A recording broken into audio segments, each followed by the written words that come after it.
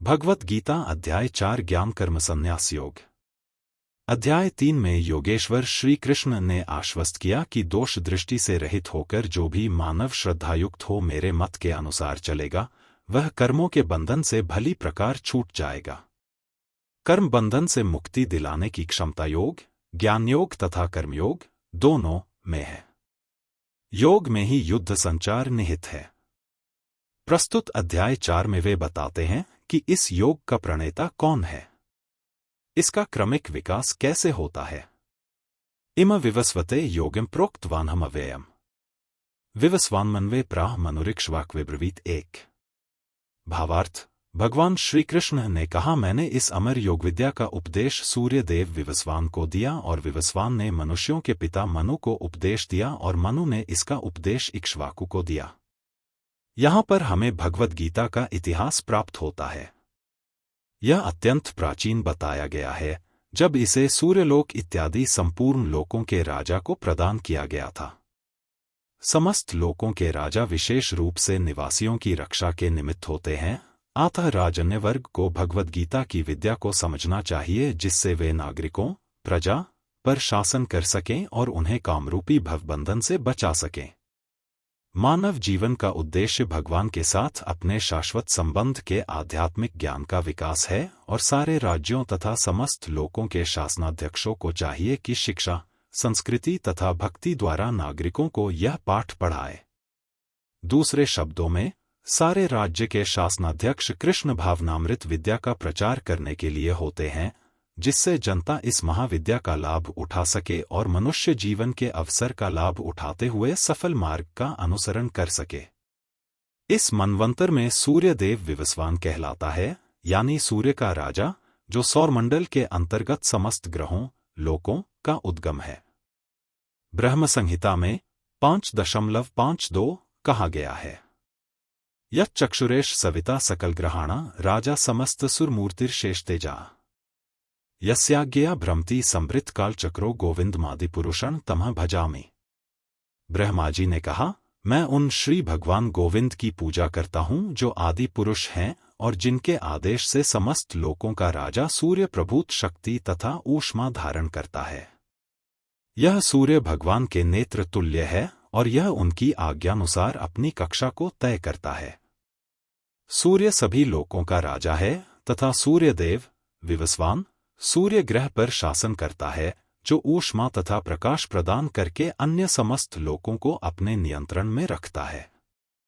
सूर्य कृष्ण के आदेश पर घूमता है और भगवान कृष्ण ने विवस्वान को भगवद गीता की विद्या समझाने के लिए अपना पहला शिष्य चुना।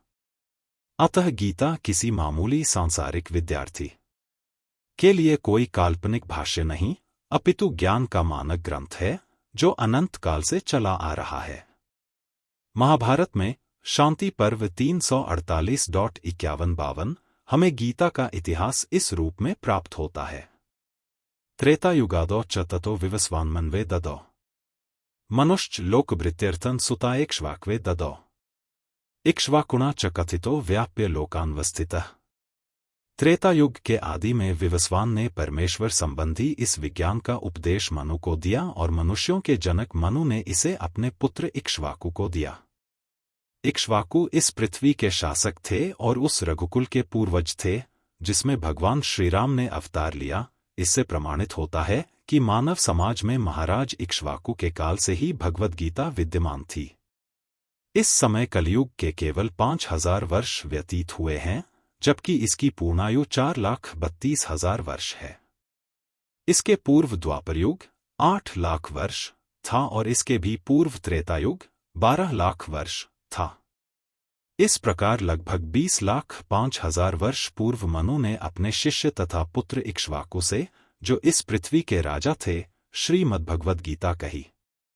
वर्तमान मनु की आयु लगभग 30 करोड़ 53 लाख वर्ष अनुमानित की जाती है, जिसमें से 12 करोड़ 4 लाख वर्ष बीत चुके हैं। यह मानते हुए कि मनु के जन्म के पूर्व भगवान ने अपने शिष्य सूर्यदेव विवस्वान को गीता सुनाई, मोटा अनुमान यह है कि गीता कम से कम 12 करोड़ 4 लाख वर्ष पहले कही गई और मानव समाज में यह 20 लाख वर्षों से विद्यमान रही।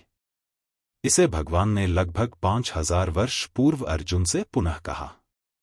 गीता के अनुसार ही तथा इसके वक्ता भगवान कृष्ण के कथन के अनुसार यह गीता के इतिहास का मोटा अनुमान है। सूर्यदेव विवस्वान को इसीलिए गीता सुनाई गई क्योंकि वह क्षत्रिय था और उन समस्त क्षत्रियों का जनक है जो सूर्यवंशी हैं। चूंकि भगवद गीता वेदों के ही समान है, क्योंकि इसे श्री भगवान ने कहा था, अतः यह ज्ञान अपौरुषेय है। चूंकि वैदिक आदेशों को यथारूप में बिना किसी मानवीय विवेचना के स्वीकार किया जाता है, फलतः गीता को भी किसी सांसारिक विवेचना के बिना स्वीकार किया जाना चाहिए। संसारी तार्किकजन अपनी अपनी विधि से गीता के विषय में चिंतन कर सकते हैं, किंतु यह यथारूप भगवद गीता नहीं है। अतः भगवद गीता को गुरु परंपरा से यथारूप में ग्रहण करना चाहिए। यहाँ पर यह वर्णन हुआ है कि भगवान ने इसे सूर्यदेव से कहा, सूर्यदेव ने अपने पुत्र मनु से और मनु ने अपने पुत्र इक्ष्वाकु से कहा। एवं परंपरा प्राप्त में राजर्षियो विदुः सकालिनः महता योगो नष्टः परंतप। भावार्थ, इस प्रकार यह परम विज्ञान गुरु परंपरा द्वारा प्राप्त किया गया और राजर्षियों ने इसी विधि से इसे समझा, किंतु कालक्रम में यह परंपरा छिन्न हो गई, अतः यह विज्ञान यथारूप में लुप्त हो गया लगता है। यहाँ स्पष्ट कहा गया है कि गीता विशेष रूप से राजर्षियों के लिए थी क्योंकि वे इसका उपयोग प्रजा के ऊपर शासन करने में करते थे। निश्चय ही भगवद गीता कभी भी आसुरी पुरुषों के लिए नहीं थी, जिनसे किसी को भी इसका लाभ न मिलता और जो अपनी अपनी सनक के अनुसार विभिन्न प्रकार की विवेचना करते। अतः जैसे ही असाधु भाष्यकारों के निहित स्वार्थों से गीता का मूल उद्देश्य उच्छिन्न हुआ, वैसे ही पुनः गुरु परंपरा स्थापित करने की आवश्यकता प्रतीत हुई। 5000 वर्ष पूर्व भगवान ने स्वयं देखा कि गुरु परंपरा टूट चुकी है, अतः उन्होंने घोषित किया कि गीता का उद्देश्य नष्ट हो चुका है। इसी प्रकार इस समय गीता के इतने संस्करण उपलब्ध हैं, विशेषतया अंग्रेजी में, कि उनमें से प्रायः सभी प्रामाणिक गुरु परंपरा के अनुसार नहीं है। विभिन्न संसारी विद्वानों ने गीता की असंख्य टीकाएं की हैं, किंतु वे प्रायः सभी श्री कृष्ण को स्वीकार नहीं करते, यद्यपि वे कृष्ण के नाम पर अच्छा व्यापार चलाते हैं। यह आसुरी प्रवृत्ति है, क्योंकि असुरगण ईश्वर में विश्वास नहीं करते, वे केवल परमेश्वर के गुणों का लाभ उठाते हैं। अतएव अंग्रेजी में गीता के एक संस्करण की नितांत आवश्यकता थी, जो परंपरा, गुरु परंपरा से प्राप्त हो। प्रस्तुत प्रयास इसी आवश्यकता की पूर्ति के उद्देश्य से किया गया है। भगवद गीता यथारूप मानवता के लिए महान वरदान है, किंतु यदि इसे मानसिक चिंतन समझा जाए तो यह समय का अपव्यय होगा। स एवायम मया तेद्य योगः प्रोक्तः पुरातनः भक्तोसी में सखा चेति रहस्यम ह्येतदुत्तमम् 3।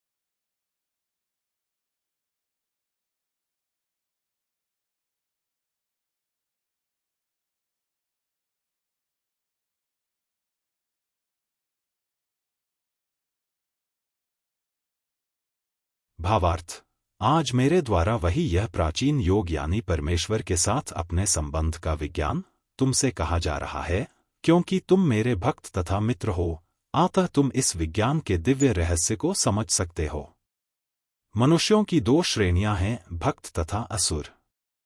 भगवान ने अर्जुन को इस विद्या का पात्र इसलिए चुना क्योंकि वह उनका भक्त था, किंतु असुर के लिए इस परम गुह्य विद्या को समझ पाना संभव नहीं है। इस परम ज्ञान ग्रंथ के अनेक संस्करण उपलब्ध हैं। इनमें से कुछ भक्तों की टीकाएं हैं और कुछ असुरों की। जो टीकाएं भक्तों द्वारा की गई हैं, वे वास्तविक हैं, किंतु जो असुरों द्वारा की गई हैं, वे व्यर्थ हैं। अर्जुन श्री कृष्ण को भगवान के रूप में मानता है, अतः जो गीता भाष्य अर्जुन के पदचिह्नों का अनुसरण करते हुए किया गया है, वह इस परम विद्या के पक्ष में वास्तविक सेवा है। किंतु असुर भगवान कृष्ण को उस रूप में नहीं मानते। वे कृष्ण के विषय में तरह तरह की मनगढ़ंत बातें करते हैं और वे कृष्ण के उपदेश मार्ग से सामान्य जनता को गुमराह करते रहते हैं। ऐसे कुमार्गों से बचने के लिए यह एक चेतावनी है। मनुष्य को चाहिए कि अर्जुन की परंपरा का अनुसरण करे और श्रीमद्भगवद्गीता के इस परम विज्ञान से लाभान्वित हो। अर्जुन उवाच अपरं भवतो जन्म परं जन्म विवस्वतः कथमेत द्विजानिया त्वमादौ प्रोक्तवानिति 4। भावार्थ, अर्जुन ने कहा, सूर्यदेव विवस्वान आपसे पहले हो चुके ज्येष्ठ हैं, तो फिर मैं कैसे समझ कि प्रारंभ में भी आपने उन्हें इस विद्या का उपदेश दिया था। जब अर्जुन भगवान का माना हुआ भक्त है, तो फिर उसे कृष्ण के वचनों पर विश्वास क्यों नहीं हो रहा था? तथ्य यह है कि अर्जुन यह जिज्ञासा अपने लिए नहीं कर रहा है, अपितु यह जिज्ञासा उन सबों के लिए है जो भगवान में विश्वास नहीं करते, अथवा उन असुरों के लिए है जिन्हें यह विचार पसंद नहीं है कि कृष्ण को भगवान माना जाए। उन्हीं के लिए अर्जुन यह बात इस तरह पूछ रहा है, मानो वह स्वयं भगवान या कृष्ण से अवगत न हो। जैसा कि 10वें अध्याय में स्पष्ट हो जाएगा, अर्जुन भली भांति जानता था कि कृष्ण श्री भगवान हैं और वे प्रत्येक वस्तु के मूल स्रोत हैं तथा ब्रह्मा की चरम सीमा हैं। निस्संदेह कृष्ण इस पृथ्वी पर देवकी के पुत्र रूप में भी अवतीर्ण हुए। सामान्य व्यक्ति के लिए यह समझ पाना अत्यंत कठिन है कि कृष्ण किस प्रकार उसी शाश्वत आदिपुरुष श्री भगवान के रूप में बने रहे। अतः इस बात को स्पष्ट करने के लिए ही अर्जुन ने कृष्ण से यह प्रश्न पूछा, जिससे वे ही प्रामाणिक रूप में बताए। कृष्ण परम प्रमाण हैं, यह तथ्य आज ही नहीं अनंतकाल से सारे विश्व द्वारा स्वीकार किया जाता रहा है। केवल असुर ही इसे अस्वीकार करते रहे हैं। जो भी हो, चूंकि कृष्ण सर्वस्वीकृत परम प्रमाण है, अतः अर्जुन उन्हीं से प्रश्न करता है जिससे कृष्ण स्वयं बताए और असुर तथा उनके अनुयायी जिस भांति अपने लिए तोड़ मरोड़ करके उन्हें प्रस्तुत करते रहे हैं, उससे बचा जा सके। यह प्रत्येक व्यक्ति के लिए आवश्यक है कि अपने कल्याण के लिए वह कृष्ण विद्या को जाने। अतः जब कृष्ण स्वयं अपने विषय में बोल रहे हों तो यह सारे विश्व के लिए शुभ है। कृष्ण द्वारा की गई ऐसी व्याख्याएं असुरों को भले ही विचित्र लगें, क्योंकि वे अपने ही दृष्टिकोण से कृष्ण का अध्ययन करते हैं, किंतु जो भक्त हैं वे साक्षात कृष्ण द्वारा उच्चरित वचनों का हृदय से स्वागत करते हैं। भक्तगण कृष्ण के ऐसे प्रामाणिक वचनों की सदा पूजा करेंगे, क्योंकि वे लोग उनके विषय में अधिकाधिक जानने के लिए उत्सुक रहते हैं। इस तरह नास्तिकगण, जो कृष्ण को सामान्य व्यक्ति मानते हैं, वे भी कृष्ण को अतिमानव, सच्चिदानंद विग्रह, दिव्य, त्रिगुणातीत तथा दिक्काल के प्रभाव से परे समझ सकेंगे। अर्जुन की कोटि के श्री कृष्ण भक्त को कभी भी श्री कृष्ण के दिव्य स्वरूप के विषय में कोई भ्रम नहीं हो सकता। अर्जुन द्वारा भगवान के समक्ष ऐसा प्रश्न उपस्थित करने का उद्देश्य उन व्यक्तियों की नास्तिकतावादी प्रवृत्ति को चुनौती देना था, जो कृष्ण को भौतिक प्रकृति के गुणों के अधीन एक सामान्य व्यक्ति मानते हैं।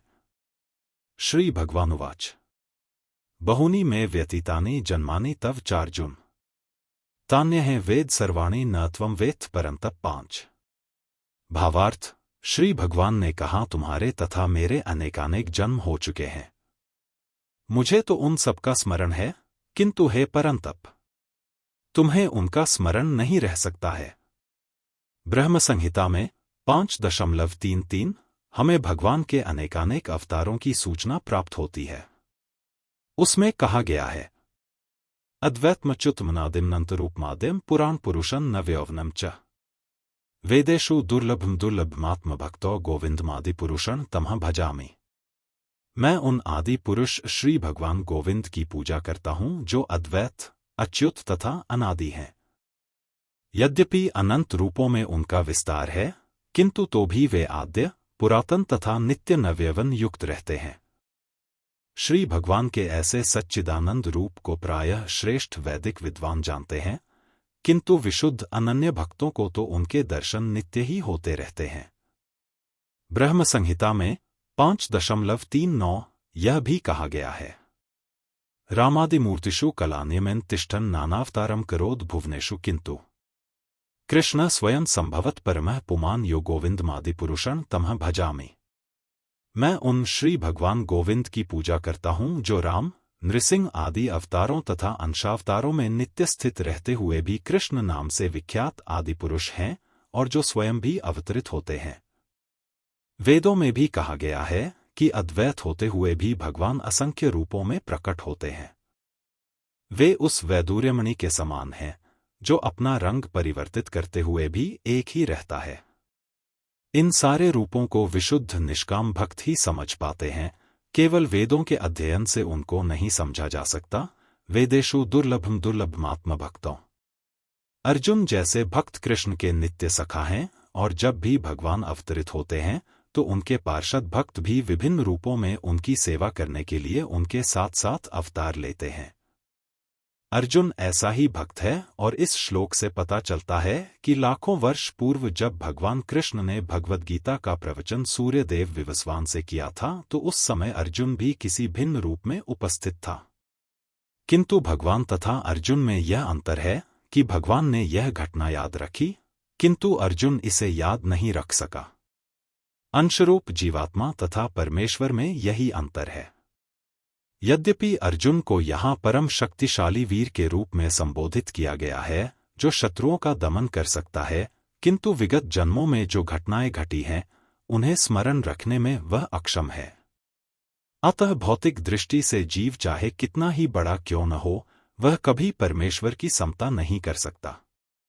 भगवान का नित्य संगी निश्चित रूप से मुक्त पुरुष होता है, किंतु वह भगवान के तुल्य नहीं होता।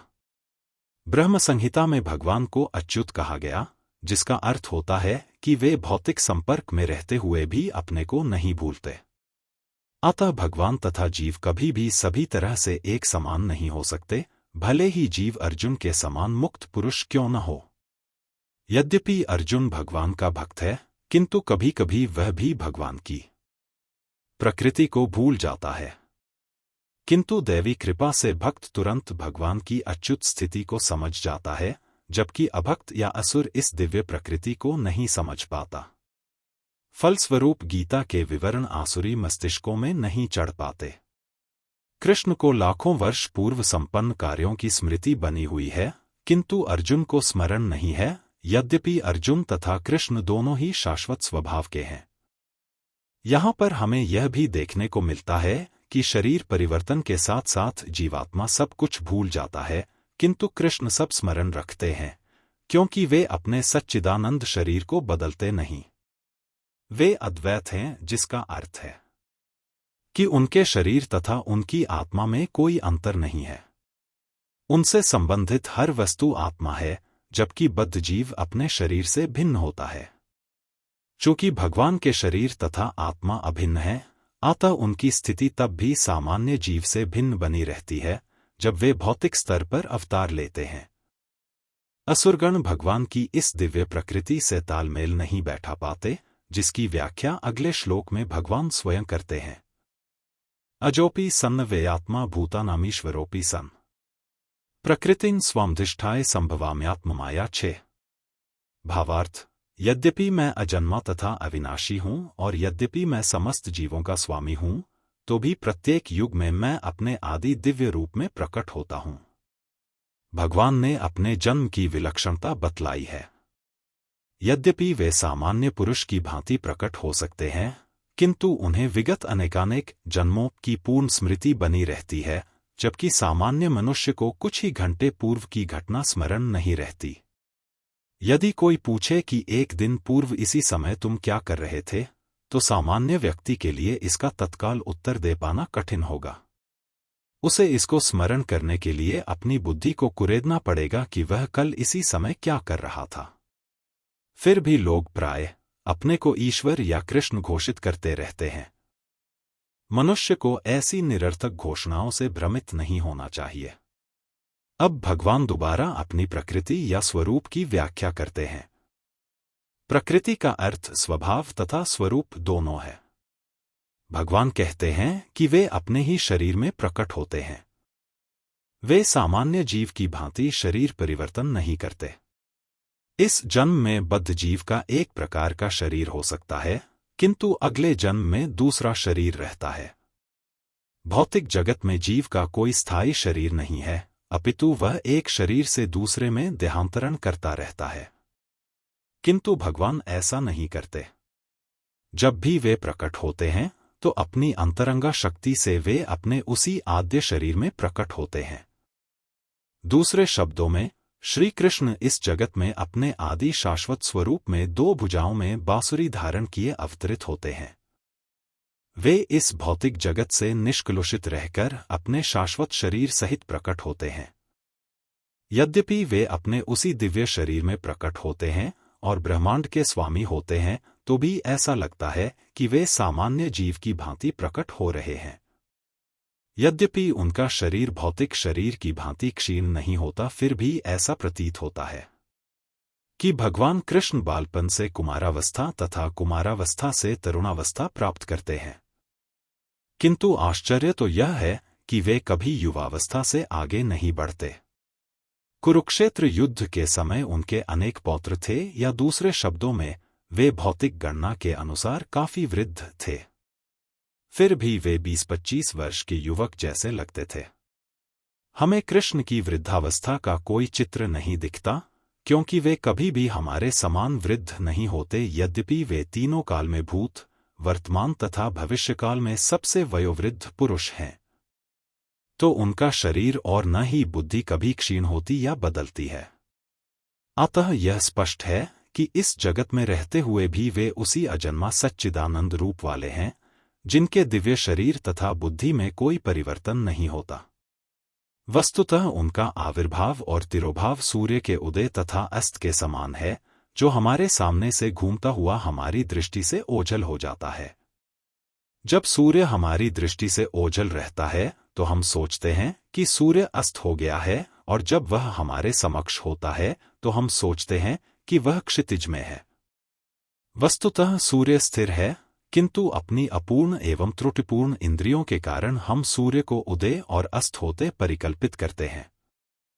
और चूंकि भगवान का प्राकट्य तथा तिरोधान सामान्य जीव से भिन्न है, अतः स्पष्ट है कि वे शाश्वत हैं, अपनी अंतरंगा शक्ति के कारण आनंद स्वरूप हैं और इस भौतिक प्रकृति द्वारा कभी कलुषित नहीं होते। वेदों द्वारा भी पुष्टि की जाती है कि भगवान अजन्मा होकर भी अनेक रूपों में अवतरित होते रहते हैं। वैदिक साहित्यों से भी पुष्टि होती है कि यद्यपि भगवान जन्म लेते प्रतीत होते हैं, किंतु तो भी वे शरीर परिवर्तन नहीं करते। श्रीमद्भागवत में वे अपनी माता के समक्ष नारायण रूप में 4 भुजाओं तथा षडैश्वर्यों से युक्त होकर प्रकट होते हैं। उनका आद्य शाश्वत रूप में प्राकट्य उनकी अहेतुकी कृपा है, जो जीवों को प्रदान की जाती है, जिससे वे भगवान के यथारूप में अपना ध्यान केंद्रित कर सके, न कि निर्विशेषवादियों द्वारा मनोधर्म या कल्पनाओं पर आधारित रूप में। विश्वकोश के अनुसार माया या आत्ममाया शब्द भगवान की अहेतुकी कृपा का सूचक है। भगवान अपने समस्त पूर्व आविर्भाव तिरोभावों से अवगत रहते हैं, किंतु सामान्य जीव को जैसे ही नवीन शरीर प्राप्त होता है, वह अपने पूर्व शरीर के विषय में सब कुछ भूल जाता है। वे समस्त जीवों के स्वामी हैं, क्योंकि इस धरा पर रहते हुए वे आश्चर्यजनक तथा अतिमानवीय लीलाएं करते रहते हैं। अतः भगवान निरंतर वही परम सत्य रूप हैं, और उनके स्वरूप तथा आत्मा में या उनके गुण तथा शरीर में कोई अंतर नहीं होता। अब यह प्रश्न किया जा सकता है कि इस संसार में भगवान क्यों आविर्भूत और तिरोभूत होते रहते हैं? अगले श्लोक में इसकी व्याख्या की गई है। यदा यदा हि धर्मस्य ग्लानिर्भवति भारत, अभ्युत्थानमधर्मस्य तदात्मानं सृजाम्यहम् सात्। भावार्थ: हे भरतवंशी, जब भी और जहां भी धर्म का पतन होता है और अधर्म की प्रधानता होने लगती है, तब तब मैं अवतार लेता हूं। यहां पर सृजामि शब्द महत्वपूर्ण है। सृजामि सृष्टि के अर्थ में नहीं प्रयुक्त हो सकता, क्योंकि पिछले श्लोक के अनुसार भगवान के स्वरूप या शरीर की सृष्टि नहीं होती, क्योंकि उनके सारे स्वरूप शाश्वत रूप से विद्यमान रहने वाले हैं। अतः सृजामी का अर्थ है कि भगवान स्वयं यथारूप में प्रकट होते हैं। यद्यपि भगवान कार्यक्रमानुसार अर्थात ब्रह्मा के एक दिन में 7वें मनु के 28वें युग में द्वापर के अंत में प्रकट होते हैं, किंतु वे इस नियम का पालन करने के लिए बाध्य नहीं हैं, क्योंकि वे स्वेच्छा से कर्म करने के लिए स्वतंत्र हैं। अतः जब भी अधर्म की प्रधानता तथा धर्म का लोप होने लगता है तो वे स्वेच्छा से प्रकट होते हैं। धर्म के नियम वेदों में दिए हुए हैं, और यदि इन नियमों के पालन में कोई त्रुटि आती है तो मनुष्य अधार्मिक हो जाता है। श्रीमद्भागवत में बताया गया है कि ऐसे नियम भगवान के नियम हैं। केवल भगवान ही किसी धर्म की व्यवस्था कर सकते हैं। वेद भी मूलतः ब्रह्मा के हृदय में से भगवान द्वारा उच्चरित माने जाते हैं। अतः धर्म के नियम भगवान के प्रत्यक्ष आदेश हैं। धर्म तु साक्षात भगवत प्रणीतम। भगवद गीता में आद्योपांत इन्हीं नियमों का संकेत है। वेदों का उद्देश्य परमेश्वर के आदेशानुसार ऐसे नियमों की स्थापना करना है, और गीता के अंत में भगवान स्वयं आदेश देते हैं कि सर्वोच्च धर्म उनकी ही शरण ग्रहण करना है। वैदिक नियम जीव को पूर्ण शरणागति की ओर अग्रसर कराने वाले हैं, और जब भी असुरों द्वारा इन नियमों में व्यवधान आता है तभी भगवान प्रकट होते हैं। श्रीमद्भागवत पुराण से हम जानते हैं कि बुद्ध कृष्ण के अवतार हैं, जिनका प्रादुर्भाव उस समय हुआ जब भौतिकतावाद का बोलबाला था और भौतिकतावादी लोग वेदों को प्रमाण बनाकर उसकी आड़ ले रहे थे। यद्यपि वेदों में विशिष्ट कार्यों के लिए पशु बलि के विषय में कुछ सीमित विधान थे, किंतु आसुरी वृत्ति वाले लोग वैदिक नियमों का संदर्भ दिए बिना पशु बलि को अपनाए हुए थे। भगवान बुद्ध इस अनाचार को रोकने तथा अहिंसा के वैदिक नियमों की स्थापना करने के लिए अवतरित हुए। अतः भगवान के प्रत्येक अवतार का विशेष उद्देश्य होता है, और इन सब का वर्णन शास्त्रों में हुआ है। यह तथ्य नहीं है कि केवल भारत की धरती में भगवान अवतरित होते हैं। वे कहीं भी और किसी भी काल में इच्छा होने पर प्रकट हो सकते हैं। वे प्रत्येक अवतार लेने पर धर्म के विषय में उतना ही कहते हैं जितना कि उस परिस्थिति में जन समुदाय विशेष समझ सकता है। लेकिन उद्देश्य एक ही रहता है, लोगों को ईश भावना भावित करना तथा धार्मिक नियमों के प्रति आज्ञाकारी बनाना। कभी वे स्वयं प्रकट होते हैं तो कभी अपने प्रामाणिक प्रतिनिधि को अपने पुत्र या दास के रूप में भेजते हैं, या वेश बदलकर स्वयं ही प्रकट होते हैं। भगवद गीता के सिद्धांत अर्जुन से कहे गए थे, अतः वे किसी भी महापुरुष के प्रति हो सकते थे, क्योंकि अर्जुन संसार के अन्य भागों के सामान्य पुरुषों की अपेक्षा अधिक जागरूक था। 2 और 2 मिलकर 4 होते हैं। यह गणितीय नियम प्राथमिक कक्षा के विद्यार्थी के लिए उतना ही सत्य है जितना कि उच्च कक्षा के विद्यार्थी के लिए। तो भी गणित उच्च स्तर तथा निम्न स्तर का होता है। अतः भगवान प्रत्येक अवतार में एक जैसे सिद्धांतों की शिक्षा देते हैं, जो परिस्थितियों के अनुसार उच्च या निम्न प्रतीत होते हैं। जैसा कि आगे बताया जाएगा, धर्म के उच्चतर सिद्धांत चारों वर्णाश्रमों को स्वीकार करने से प्रारंभ होते हैं। अवतारों का एकमात्र उद्देश्य सर्वत्र कृष्ण भावनामृत को उद्बोधित करना है। परिस्थिति के अनुसार यह भावनामृत प्रकट तथा अप्रकट होता है। परित्राणाय साधूना विनाशाय च दुष्कृताम धर्म संस्थापनार्थाय संभवामि युगे युगे 8। भावार्थ: भक्तों का उद्धार करने, दुष्टों का विनाश करने तथा धर्म की फिर से स्थापना करने के लिए मैं हर युग में प्रकट होता हूँ। भगवद गीता के अनुसार साधु, पवित्र पुरुष, कृष्ण भावना भावित व्यक्ति है। अधार्मिक लगने वाले व्यक्ति में भी यदि पूर्ण कृष्ण चेतना हो तो उसे साधु समझना चाहिए। दुष्कृताम उन व्यक्तियों के लिए आया है जो कृष्ण भावनामृत की परवाह नहीं करते।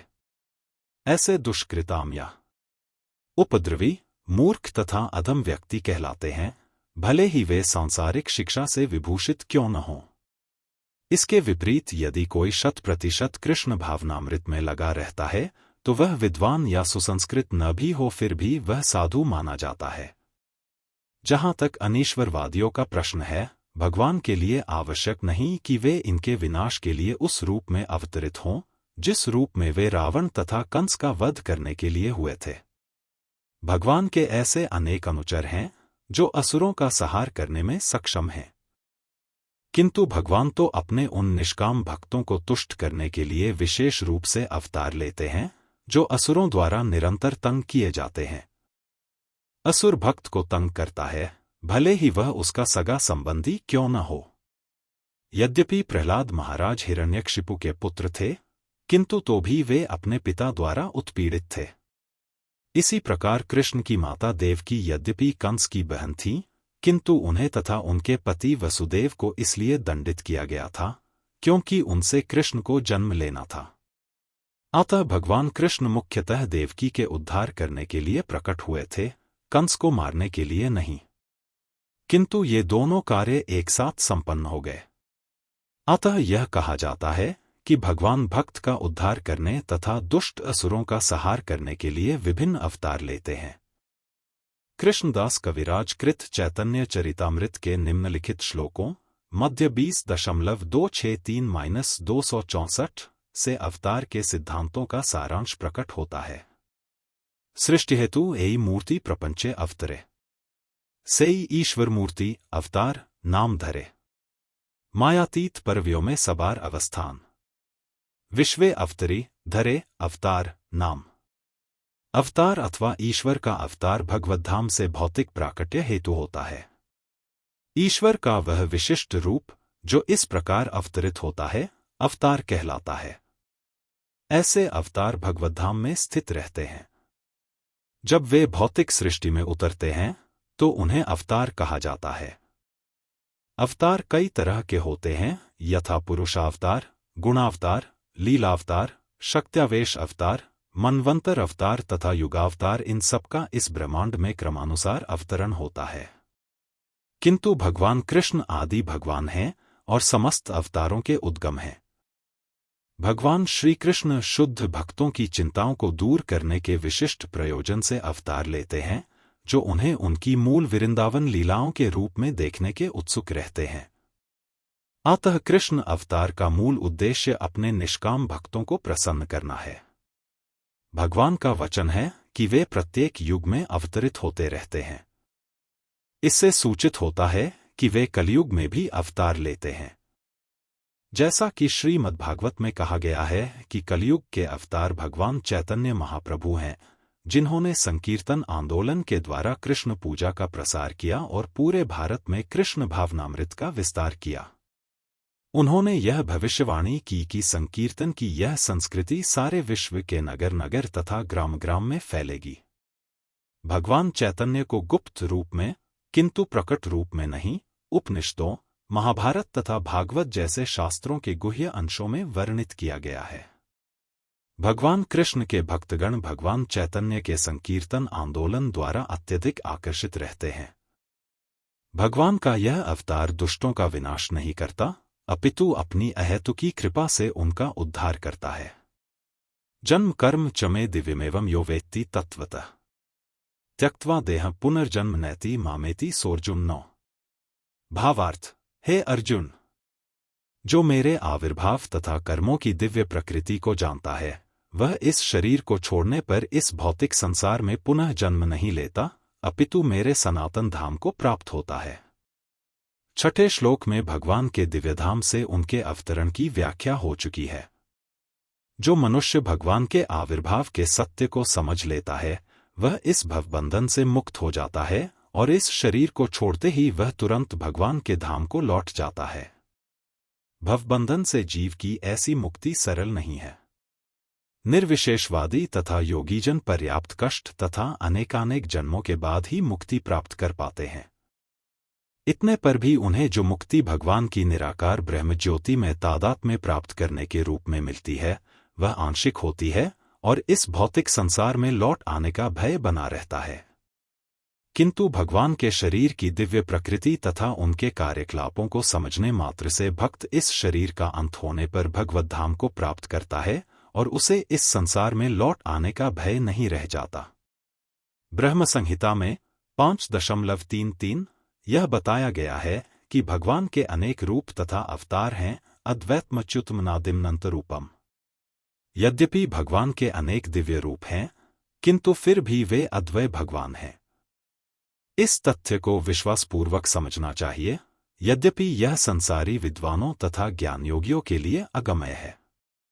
जैसा कि वेदों, पुरुष बोधिनी उपनिषद में कहा गया है, एको देवो नित्यलीलानुरक्तो भक्त व्यापी हृदयंतरात्मा। एक भगवान अपने निष्काम भक्तों के साथ अनेकानेक दिव्य रूपों में सदैव संबंधित है। इस वेदवचन की स्वयं भगवान ने गीता के इस श्लोक में पुष्टि की है। जो इस सत्य को वेद तथा भगवान के प्रमाण के आधार पर स्वीकार करता है और शुष्क चिंतन में समय नहीं गवाता, वह मुक्ति की चरम सिद्धि प्राप्त करता है। इस सत्य को श्रद्धापूर्वक स्वीकार करने से मनुष्य निश्चित रूप से मुक्तिलाभ कर सकता है। इस प्रसंग में वैदिक वाक्य तत्वमसि लागू होता है। जो कोई भगवान कृष्ण को परब्रह्म करके जानता है या उनसे यह कहता है कि आप वही परब्रह्म श्री भगवान हैं, वह निश्चित रूप से अविलंब मुक्त हो जाता है। फलस्वरूप उसे भगवान की दिव्य संगति की प्राप्ति निश्चित हो जाती है। दूसरे शब्दों में, ऐसा श्रद्धालु भगवत भक्त सिद्धि प्राप्त करता है। इसकी पुष्टि निम्नलिखित वेदवचन से होती है। तमेव विदित्वाति मृत्युमेति नान्यः पंथा विद्यते अनाय। श्री भगवान को जान लेने से ही मनुष्य जन्म तथा मृत्यु से मुक्ति की पूर्ण अवस्था प्राप्त कर सकता है। इस सिद्धि को प्राप्त करने का कोई अन्य विकल्प नहीं है। श्वेताश्वतर उपनिषद 3.8 इसका कोई विकल्प नहीं है का अर्थ यही है कि जो श्री कृष्ण को श्री भगवान के रूप में नहीं मानता, वह अवश्य ही तमोगुणी है और मधुपात्र को केवल बाहर से चाटकर या भगवद गीता की विद्वत्तापूर्ण संसारी विवेचना करके मोक्ष प्राप्त नहीं कर सकता। ऐसे शुष्क दार्शनिक भौतिक जगत में महत्वपूर्ण भूमिका निभाने वाले हो सकते हैं, किंतु वे मुक्ति के अधिकारी नहीं होते। ऐसे अभिमानी संसारी विद्वानों को भगवत भक्त की अहेतुकी कृपा की प्रतीक्षा करनी पड़ती है। अतः मनुष्य को चाहिए कि श्रद्धा तथा ज्ञान के साथ कृष्ण भावनामृत का अनुशीलन करे और सिद्धि प्राप्त करने का यही उपाय है। वितराग भयक्रोधा मनमया मामुपाश्रिता बहवो ज्ञानत्पसा पूता मद्भाव मागता 10। भावार्थ, आसक्ति, भय तथा क्रोध से मुक्त होकर, मुझमें पूर्णतया तन्मय होकर और मेरी शरण में आकर बहुत से व्यक्ति भूतकाल में मेरे ज्ञान से पवित्र हो चुके हैं। इस प्रकार से उन सबों ने मेरे प्रति दिव्य प्रेम को प्राप्त किया है। जैसा कि पहले कहा जा चुका है, विषयों में आसक्त व्यक्ति के लिए परम सत्य के स्वरूप को समझ पाना अत्यंत कठिन है। सामान्यतया जो लोग देहात्म बुद्धि में आसक्त होते हैं, वे भौतिकतावाद में इतने लीन रहते हैं कि उनके लिए यह समझ पाना असंभव सा है कि परमात्मा व्यक्ति भी हो सकता है। ऐसे भौतिकतावादी व्यक्ति इसकी कल्पना तक नहीं कर पाते कि ऐसा भी दिव्य शरीर है जो नित्य तथा सच्चिदानंदमय है। भौतिकतावादी धारणा के अनुसार शरीर नाशवान, अज्ञानमय तथा अत्यंत दुखमय होता है। अतः जब लोगों को भगवान के साकार रूप के विषय में बताया जाता है, तो उनके मन में शरीर की यही धारणा बनी रहती है। ऐसे भौतिकतावादी पुरुषों के लिए विराट भौतिक जगत का स्वरूप ही परम तत्व है। फलस्वरूप वे परमेश्वर को निराकार मानते हैं और भौतिकता में इतने तल्लीन रहते हैं कि भौतिक पदार्थ से मुक्ति के बाद भी अपना स्वरूप बनाए रखने के विचार से डरते हैं। जब उन्हें यह बताया जाता है कि आध्यात्मिक जीवन भी व्यक्तिगत तथा साकार होता है, तो वे पुनः व्यक्ति बनने से भयभीत हो उठते हैं। फलतः वे निराकार शून्य में तदाकार होना पसंद करते हैं। सामान्यतया वे जीवों की तुलना समुद्र के बुलबुलों से करते हैं, जो टूटने पर समुद्र में ही लीन हो जाते हैं। पृथक व्यक्तित्व से रहित आध्यात्मिक जीवन की यह चरम सिद्धि है। यह जीवन की भयावह अवस्था है जो आध्यात्मिक जीवन के पूर्ण ज्ञान से रहित है। इसके अतिरिक्त ऐसे बहुत से मनुष्य हैं जो आध्यात्मिक जीवन को तनिक भी नहीं समझ पाते। अनेक वादों तथा दार्शनिक चिंतन की विविध विसंगतियों से परेशान होकर वे ऊब उठते हैं या क्रुद्ध हो जाते हैं और मूर्खतावश यह निष्कर्ष निकालते हैं कि परम कारण जैसा कुछ नहीं है, अतः प्रत्येक वस्तु अंततोगत्वा शून्य है। ऐसे लोग जीवन की रुग्णावस्था में होते हैं। कुछ लोग भौतिकता में इतने आसक्त रहते हैं कि वे आध्यात्मिक जीवन की ओर कोई ध्यान नहीं देते और कुछ लोग तो निराशावश सभी प्रकार के आध्यात्मिक चिंतनों से क्रुद्ध होकर प्रत्येक वस्तु पर अविश्वास करने लगते हैं। इस अंतिम कोटि के लोग किसी न किसी मादक वस्तु का सहारा लेते हैं और उनके मतिविभ्रम को कभी-कभी आध्यात्मिक दृष्टि मान लिया जाता है। मनुष्य को भौतिक जगत के प्रति आसक्ति की तीनों अवस्थाओं से छुटकारा पाना होता है। ये हैं आध्यात्मिक जीवन की उपेक्षा, आध्यात्मिक साकार रूप का भय तथा जीवन की हताशा से उत्पन्न शून्यवाद की कल्पना। जीवन की इन तीनों अवस्थाओं से छुटकारा पाने के लिए प्रामाणिक गुरु के निर्देशन में भगवान की शरण ग्रहण करना और भक्तिमय जीवन के नियम तथा विधि विधानों का पालन करना आवश्यक है। भक्तिमय जीवन की अंतिम अवस्था भाव या दिव्य ईश्वरीय प्रेम कहलाती है। भक्तिरसामृत सिंधु 1 अप्रैल 2015-16 के अनुसार भक्ति का विज्ञान इस प्रकार है। आदौ श्रद्धा ततः साधु संगोथ भजन क्रिया ततो निवृत्तिया स्यात्ततो निष्ठा रुचिस्ततः अथासक्तिस्ततो भावस्ततः प्रेमाभ्युदंचति साधकानामें प्रेम्णः प्रादुर्भावे भवेत् क्रमः। प्रारंभ में आत्म साक्षात्कार की सामान्य इच्छा होनी चाहिए। इससे मनुष्य ऐसे व्यक्तियों की संगति करने का प्रयास करता है जो आध्यात्मिक दृष्टि से उठे हुए हैं। अगली अवस्था में गुरु से दीक्षित होकर नवदीक्षित भक्त उसके आदेशानुसार भक्तियोग प्रारंभ करता है। इस प्रकार सद्गुरु के निर्देश में भक्ति करते हुए वह समस्त भौतिक आसक्ति से मुक्त हो जाता है, उसके आत्म साक्षात्कार में स्थिरता आती है और वह श्री भगवान कृष्ण के विषय में श्रवण करने के लिए रुचि विकसित करता है। इस रुचि से आगे चलकर कृष्ण भावनामृत में आसक्ति उत्पन्न होती है, जो भाव में अथवा भगवत प्रेम के प्रथम सोपान में परिपक्व होती है। ईश्वर के प्रति प्रेम ही जीवन की सार्थकता है। प्रेमावस्था में भक्त भगवान की दिव्य प्रेमाभक्ति में निरंतर लीन रहता है। अतः भक्ति की मंद विधि से प्रामाणिक गुरु के निर्देश में सर्वोच्च अवस्था प्राप्त की जा सकती है और समस्त भौतिक आसक्ति, व्यक्तिगत आध्यात्मिक स्वरूप के भयम तथा शून्यवाद से उत्पन्न हताशा से मुक्त हुआ जा सकता है। तभी मनुष्य को अंत में भगवान के धाम की प्राप्ति हो सकती है। ये यथा मां प्रपद्यन्ते तांस्तथैव भजाम्यहम् मम वर्तमानुवर्तन्ते मनुष्या पार्थ सर्वशः 11। भावार्थ, जिस भाव से सारे लोग मेरी शरण ग्रहण करते हैं, उसी के अनुरूप मैं उन्हें फल देता हूं। हे पार्थ, प्रत्येक व्यक्ति सभी प्रकार से मेरे पथ का अनुगमन करता है। प्रत्येक व्यक्ति कृष्ण को उनके विभिन्न स्वरूपों में खोज रहा है। भगवान श्री कृष्ण को अंशतः उनके निर्विशेष ब्रह्मज्योति तेज में तथा प्रत्येक वस्तु के कण-कण में रहने वाले सर्वव्यापी परमात्मा के रूप में अनुभव किया जाता है, लेकिन कृष्ण का पूर्ण साक्षात्कार तो उनके शुद्ध भक्त ही कर पाते हैं। फलतः कृष्ण प्रत्येक व्यक्ति की अनुभूति के विषय हैं और इस तरह कोई भी और सभी अपनी अपनी इच्छा के अनुसार तुष्ट होते हैं। दिव्य जगत में भी कृष्ण अपने शुद्ध भक्तों के साथ दिव्य भाव से विनिमय करते हैं, जिस तरह की भक्त उन्हें चाहता है। कोई एक भक्त कृष्ण को परम स्वामी के रूप में चाह सकता है, दूसरा अपने सखा के रूप में, तीसरा अपने पुत्र के रूप में और चौथा अपने प्रेमी के रूप में। कृष्ण सभी भक्तों को समान रूप से उनके प्रेम की प्रगाढ़ता के अनुसार फल देते हैं। भौतिक जगत में भी ऐसी ही विनिमय की अनुभूतियां होती हैं और वे विभिन्न प्रकार के भक्तों के अनुसार भगवान द्वारा संभाव से विनिमय की जाती हैं। शुद्ध भक्त यहाँ पर और दिव्यधाम में भी कृष्ण का सानिध्य प्राप्त करते हैं और भगवान की साकार सेवा कर सकते हैं। इस तरह वे उनकी प्रेमाभक्ति का दिव्य आनंद प्राप्त करते हैं। किंतु जो निर्विशेषवादी हैं और जो जीवात्मा के अस्तित्व को मिटाकर आध्यात्मिक आत्मघात करना चाहते हैं, कृष्ण उनको भी अपने तेज में लीन करके उनकी सहायता करते हैं। ऐसे निर्विशेषवादी सच्चिदानंद भगवान को स्वीकार नहीं करते, फलतः वे अपने व्यक्तित्व को मिटाकर भगवान की दिव्य सगुण भक्ति के आनंद को प्राप्त नहीं करते। उनमें से कुछ जो निर्विशेष सत्ता में दृढ़तापूर्वक स्थित नहीं हो पाते, वे अपनी कार्य करने की सुप्त इच्छाओं को प्रदर्शित करने के लिए इस भौतिक क्षेत्र में वापस आते हैं। उन्हें वैकुंठलोक में प्रवेश करने नहीं दिया जाता, किंतु उन्हें भौतिक लोक में कार्य करने का अवसर प्रदान किया जाता है।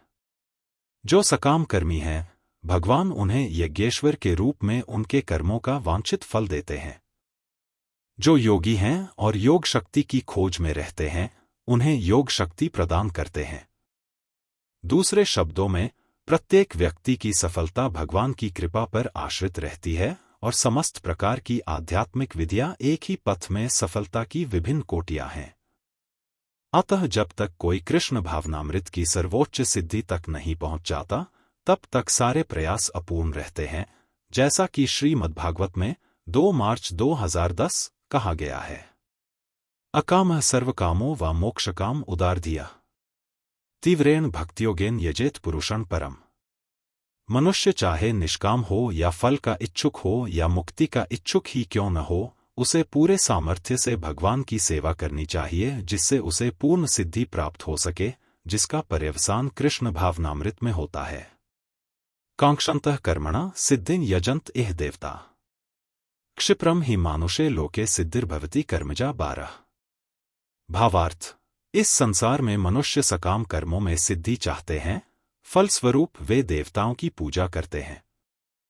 निस्संदेह इस संसार में मनुष्यों को सकाम कर्म का फल शीघ्र प्राप्त होता है। इस जगत के देवताओं के विषय में भ्रांत धारणा है और विद्वत्ता का दंभ करने वाले अल्पज्ञ मनुष्य इन देवताओं को परमेश्वर के विभिन्न रूप मान बैठते हैं। वस्तुतः ये देवता ईश्वर के विभिन्न रूप नहीं होते, किंतु वे ईश्वर के विभिन्न अंश होते हैं। ईश्वर तो एक है, किंतु अंश अनेक हैं। वेदों का कथन है नित्यो नित्यानाम। ईश्वर एक है। ईश्वरः परमः कृष्ण। कृष्ण ही एकमात्र परमेश्वर हैं और सभी देवताओं को इस भौतिक जगत का प्रबंध करने के लिए शक्तियां प्राप्त हैं। ये देवता जीवात्माएं हैं, नित्यानाम, जिन्हें विभिन्न मात्रा में भौतिक शक्ति प्राप्त है। वे कभी परमेश्वर नारायण, विष्णु या कृष्ण के तुल्य नहीं हो सकते। जो व्यक्ति ईश्वर तथा देवताओं को एक स्तर पर सोचता है, वह नास्तिक या पाषंडी कहलाता है। यहां तक कि ब्रह्मा तथा शिवजी जैसे बड़े बड़े देवता भी परमेश्वर की समता नहीं कर सकते।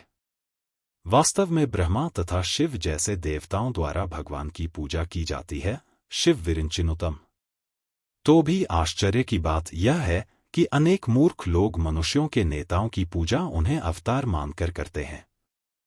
यह देवता पद इस संसार के शक्तिशाली मनुष्य या देवता के लिए आया है, लेकिन नारायण, विष्णु या कृष्ण जैसे भगवान इस संसार के नहीं हैं। वे भौतिक सृष्टि से परे रहने वाले हैं। निर्विशेषवादियों के अग्रणी श्रीपाद शंकराचार्य तक मानते हैं कि नारायण या कृष्ण इस भौतिक सृष्टि से परे हैं, फिर भी मूर्ख लोग हृत ज्ञान देवताओं की पूजा करते हैं, क्योंकि वे तत्काल फल चाहते हैं।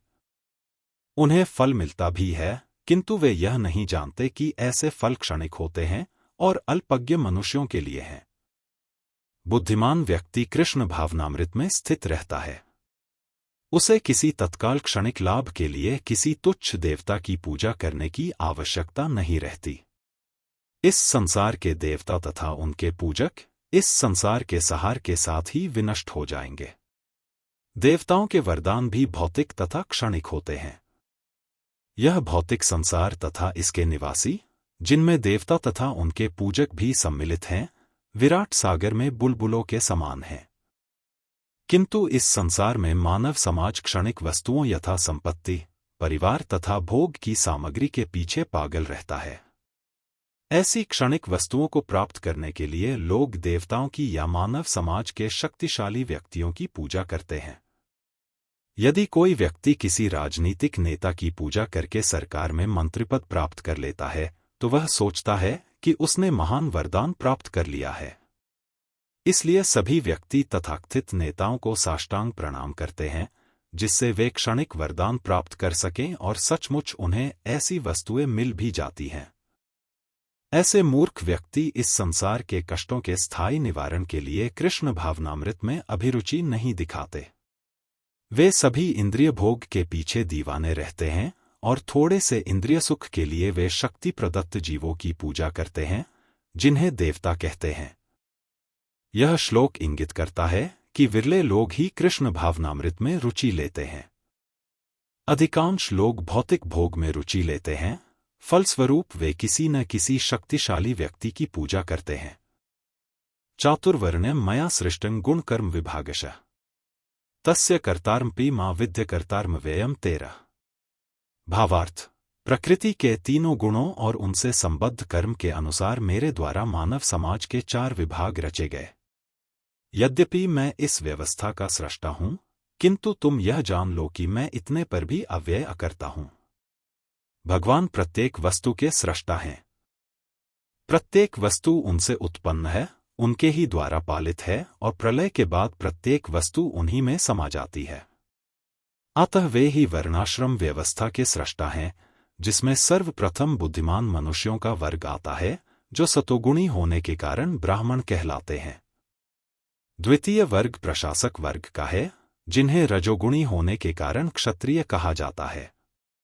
वणिक वर्ग या वैश्य कहलाने वाले लोग रजो तथा तमोगुण के मिश्रण से युक्त होते हैं और शूद्र या श्रमिक वर्ग के लोग तमोगुणी होते हैं। मानव समाज के इन 4 विभागों की सृष्टि करने पर भी भगवान कृष्ण इनमें से किसी विभाग, वर्ण में नहीं आते, क्योंकि वे उन बद्ध जीवों में से नहीं हैं, जिनका एक अंश मानव समाज के रूप में है। मानव समाज भी किसी अन्य पशु समाज के तुल्य है, किंतु मनुष्यों को पशुस्तर से ऊपर उठाने के लिए ही उपर्युक्त वर्णाश्रम की रचना की गई, जिससे क्रमिक रूप से कृष्ण भावनामृत विकसित हो सके। किसी विशेष व्यक्ति की किसी कार्य के प्रति प्रवृत्ति का निर्धारण उसके द्वारा अर्जित प्रकृति के गुणों द्वारा किया जाता है। गुणों के अनुसार जीवन के लक्षणों का वर्णन इस ग्रंथ के 18वें अध्याय में हुआ है। किंतु कृष्ण भावना भावित व्यक्ति ब्राह्मण से भी बढ़कर होता है। यद्यपि गुण के अनुसार ब्राह्मण को ब्रह्मा या परम सत्य के विषय में ज्ञान होना चाहिए, किंतु उनमें से अधिकांश भगवान कृष्ण के निर्विशेष ब्रह्मस्वरूप को ही प्राप्त कर पाते हैं, किंतु जो मनुष्य ब्राह्मण के सीमित ज्ञान को लांघकर भगवान श्री कृष्ण के ज्ञान तक पहुंच जाता है, वही कृष्ण भावना भावित होता है, अर्थात वैष्णव होता है। कृष्ण भावनामृत में कृष्ण के विभिन्न अंशों यथा राम, नृसिंह, वराह आदि का ज्ञान सम्मिलित रहता है। और जिस तरह कृष्ण मानव समाज की इस चातुर्वर्ण्य प्रणाली से परे हैं, उसी तरह कृष्ण भावना भावित व्यक्ति भी इस चातुर्वर्ण्य प्रणाली से परे होता है, चाहे हम इसे जाति का विभाग कहें, चाहे राष्ट्र अथवा संप्रदाय का। न मा कर्माणि लिम्पन्ति न मे कर्मफले स्पृहा इति मा योभिजानाति कर्मभिर्न स बध्यते 14। भावार्थ, मुझ पर किसी कर्म का प्रभाव नहीं पड़ता, न ही मैं कर्मफल की कामना करता हूं। जो मेरे संबंध में इस सत्य को जानता है, वह भी कर्मों के फल के पाश में नहीं बंधता। जिस प्रकार इस भौतिक जगत में संविधान के नियम हैं, जो यह बताते हैं कि राजा न तो दंडनीय है, न ही किसी राजनियमों के अधीन रहता है, उसी तरह यद्यपि भगवान इस भौतिक जगत के सृष्टा हैं, किंतु वे भौतिक जगत के कार्यों से प्रभावित नहीं होते। सृष्टि करने पर भी वे इससे पृथक रहते हैं, जबकि जीवात्माएं भौतिक कार्यकलापों के सकाम कर्मफलों में बंधी रहती हैं, क्योंकि उनमें प्राकृतिक साधनों पर प्रभुत्व दिखाने की प्रवृत्ति रहती है। किसी संस्थान का स्वामी कर्मचारियों के अच्छे बुरे कार्यों के लिए उत्तरदायी नहीं, कर्मचारी इसके लिए स्वयं उत्तरदायी होते हैं। जीवात्माएं अपने अपने इंद्रिय तृप्ति कार्यों में लगी रहती हैं, किंतु ये कार्य भगवान द्वारा निर्दिष्ट नहीं होते। इंद्रिय तृप्ति की उत्तरोत्तर उन्नति के लिए जीवात्माएं इस संसार के कर्म में प्रवृत्त हैं और मृत्यु के बाद स्वर्ग सुख की कामना करती रहती हैं। स्वयं में पूर्ण होने के कारण भगवान को तथाकथित स्वर्ग सुख का कोई आकर्षण नहीं रहता। स्वर्ग के देवता उनके द्वारा नियुक्त सेवक हैं। स्वामी कभी भी कर्मचारियों का सा निम्नस्तरीय सुख नहीं चाहता। वह भौतिक क्रिया प्रतिक्रिया से पृथक रहता है। उदाहरणार्थ, पृथ्वी पर उगने वाली विभिन्न वनस्पतियों के उगने के लिए वर्षा उत्तरदायी नहीं है, यद्यपि वर्षा के बिना वनस्पति नहीं उग सकती। वैदिक स्मृति से इस तथ्य की पुष्टि इस प्रकार होती है। निमित्त मात्रमेवासो सृज्याना सर्ग कर्मणि प्रधान कारणीभूता यतो वै सृज्य शक्त्या। भौतिक सृष्टि के लिए भगवान ही परम कारण है। प्रकृति तो केवल निमित्त कारण है, जिससे विराट जगत दृष्टिगोचर होता है। प्राणियों की अनेक जातियां होती हैं, यथा देवता, मनुष्य तथा निम्नपशु, और ये सब पूर्व शुभाशुभ कर्मों के फल भोगने को बाध्य हैं। भगवान उन्हें ऐसे कर्म करने के लिए केवल समुचित सुविधाएं तथा प्रकृति के गुणों के नियम सुलभ कराते हैं, किंतु वे उनके किसी भूत तथा वर्तमान कर्मों के लिए उत्तरदायी नहीं होते। वेदांत सूत्र में 2 जनवरी 1934 पुष्टि हुई है कि वैषम्य न गृणे न सापेक्षत्वात्, भगवान किसी भी जीव के प्रति पक्षपात नहीं करते।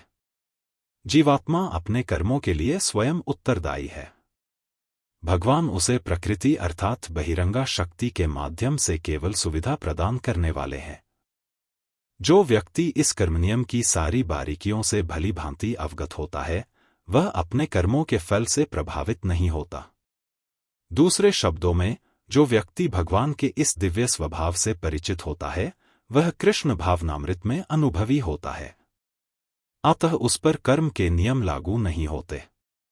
जो व्यक्ति भगवान के दिव्य स्वभाव को नहीं जानता और सोचता है कि भगवान के कार्यकलाप सामान्य व्यक्तियों की तरह कर्मफल के लिए होते हैं, वे निश्चित रूप से कर्मफलों में बंध जाते हैं। किंतु जो परम सत्य को जानता है, वह कृष्ण भावनामृत में स्थिर मुक्त जीव है। एवं ज्ञात्वा कृतं कर्म पूर्वैरपि मुमुक्षुभ्य कुरु कर्मैव तस्मात्त्वं पूर्वया पूर्वतरं कृतं 15। भावार्थ: प्राचीन काल में समस्त मुक्तात्माओं ने मेरी दिव्य प्रकृति को जान करके ही कर्म किया, अतः तुम्हें चाहिए कि उनके पदचिह्नों का अनुसरण करते हुए अपने कर्तव्य का पालन करो। मनुष्यों की 2 श्रेणियां हैं। कुछ के मनों में दूषित विचार भरे रहते हैं और कुछ भौतिक दृष्टि से स्वतंत्र होते हैं। कृष्ण भावनामृत इन दोनों श्रेणियों के व्यक्तियों के लिए समान रूप से लाभप्रद है। जिनके मनों में दूषित विचार भरे हैं, उन्हें चाहिए कि भक्ति के अनुष्ठानों का पालन करते हुए क्रमिक शुद्धिकरण के लिए कृष्ण भावनामृत को ग्रहण करें। और जिनके मन पहले ही ऐसी अशुद्धियों से स्वच्छ हो चुके हैं, वे उसी कृष्ण भावनामृत में अग्रसर होते रहें, जिससे अन्य लोग उनके आदर्श कार्यों का अनुसरण कर सकें और लाभ उठा सकें। मूर्ख व्यक्ति या कृष्ण भावनामृत में नवदीक्षित प्रायः कृष्ण भावनामृत का पूरा ज्ञान प्राप्त किए बिना कार्य से विरत होना चाहते हैं। किंतु भगवान ने युद्धक्षेत्र के कार्य से विमुख होने की अर्जुन की इच्छा का समर्थन नहीं किया। आवश्यकता इस बात की है कि यह जाना जाए कि किस तरह कर्म किया जाए। कृष्ण भावनामृत के कार्यों से विमुख होकर एकांत में बैठकर कृष्ण भावनामृत का प्रदर्शन करना कृष्ण के लिए कार्य में रत होने की अपेक्षा कम महत्वपूर्ण है। यहाँ पर अर्जुन को सलाह दी जा रही है कि वह भगवान के अन्य पूर्व शिष्यों यथा सूर्यदेव विवस्वान के पदचिह्नों का अनुसरण करते हुए कृष्ण भावनामृत में कार्य करे।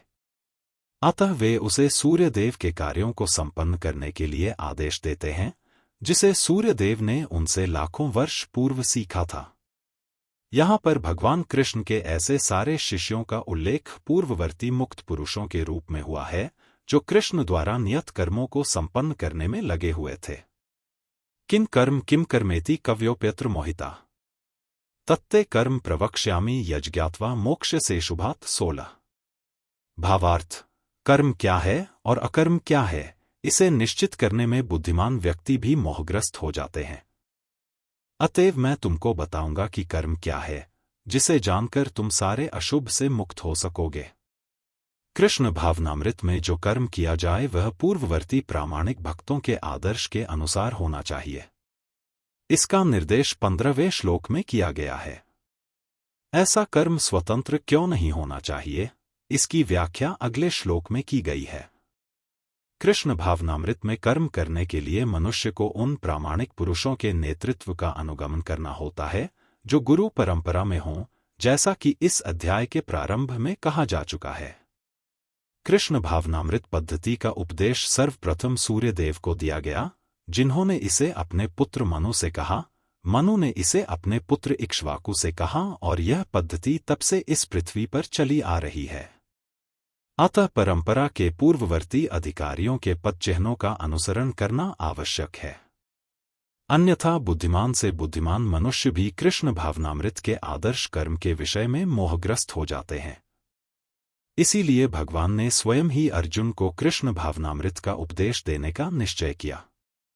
अर्जुन को साक्षात भगवान ने शिक्षा दी, अतः जो भी अर्जुन के पदचिह्नों पर चलेगा वह कभी मोहग्रस्त नहीं होगा।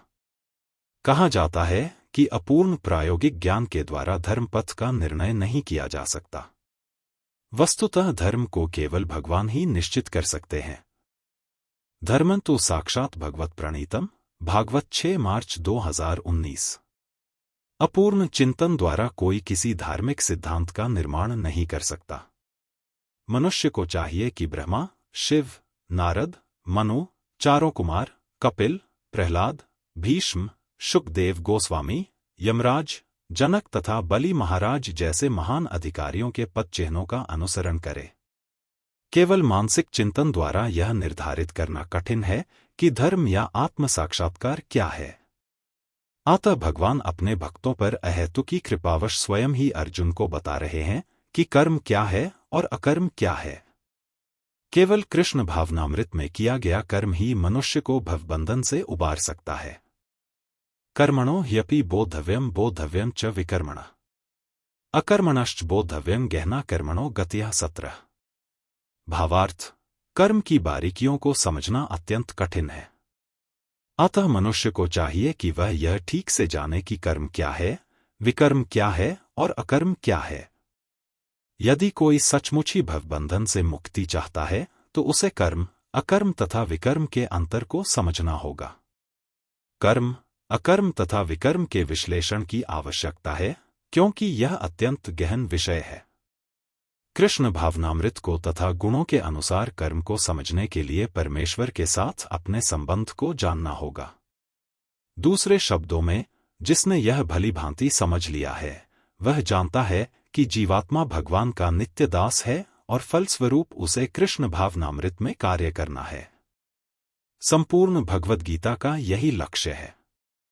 इस भावनामृत के विरुद्ध सारे निष्कर्ष एवं परिणाम विकर्म या निषिद्ध कर्म हैं। इसे समझने के लिए मनुष्य को कृष्ण भावनामृत के अधिकारियों की संगति करनी होती है और उनसे रहस्य को समझना होता है। यह साक्षात भगवान से समझने के समान है। अन्यथा बुद्धिमान से बुद्धिमान मनुष्य भी मोहग्रस्त हो जाएगा। कर्मण्य कर्म यः पश्येद कर्मणि च कर्म यः स बुद्धिमान मनुष्येषु स युक्तः कृत्स्न कर्मकृत 18। भावार्थ, जो मनुष्य कर्म में अकर्म और अकर्म में कर्म देखता है वह सभी मनुष्यों में बुद्धिमान है और सब प्रकार के कर्मों में प्रवृत्त रहकर भी दिव्य स्थिति में रहता है। कृष्ण भावनामृत में कार्य करने वाला व्यक्ति स्वभावतः कर्म बंधन से मुक्त होता है। उसके सारे कर्म कृष्ण के लिए होते हैं, अतः कर्म के फल से उसे कोई लाभ या हानि नहीं होती। फलस्वरूप वह मानव समाज में बुद्धिमान होता है, यद्यपि वह कृष्ण के लिए सभी तरह के कर्मों में लगा रहता है। अकर्म का अर्थ है कर्म के फल के बिना। निर्विशेषवादी इस भय से सारे कर्म करना बंद कर देता है कि कर्मफल उसके आत्म साक्षात्कार के मार्ग में बाधक न हो, किंतु सगुणवादी अपनी इस स्थिति से भली भांति परिचित रहता है कि वह भगवान का नित्य दास है। अतः वह अपने आप को कृष्ण भावनामृत के कार्यों में तत्पर रखता है। चूंकि सारे कर्म कृष्ण के लिए किए जाते हैं, अतः इस सेवा के करने में उसे दिव्य सुख प्राप्त होता है। जो इस विधि में लगे रहते हैं वे व्यक्तिगत इंद्रिय तृप्ति की इच्छा से रहित होते हैं। कृष्ण के प्रति उसका नित्य दास्य भाव उसे सभी प्रकार के कर्मफल से मुक्त करता है। यस्य सर्वे समारंभाः काम संकल्प वर्जिता ज्ञानाग्निदग्ध कर्माणं तमाहुः पंडितन बुधाः 19। भावार्थ, जिस व्यक्ति का प्रत्येक प्रयास, उद्यम, इंद्रिय तृप्ति की कामना से रहित होता है उसे पूर्ण ज्ञानी समझा जाता है। उसे ही साधु पुरुष ऐसा करता कहते हैं जिसने पूर्ण ज्ञान की अग्नि से कर्मफलों को भस्मसात कर दिया है। केवल पूर्ण ज्ञानी ही कृष्ण भावना भावित व्यक्ति के कार्यकलापों को समझ सकता है। ऐसे व्यक्ति में इंद्रिय तृप्ति की प्रवृत्ति का अभाव रहता है। इससे यह समझा जाता है कि भगवान के नित्य दास के रूप में उसे अपने स्वाभाविक स्वरूप का पूर्ण ज्ञान है, जिसके द्वारा उसने अपने कर्मफलों को भस्म कर दिया है। जिसने ऐसा पूर्ण ज्ञान प्राप्त कर लिया है वह सचमुच विद्वान है।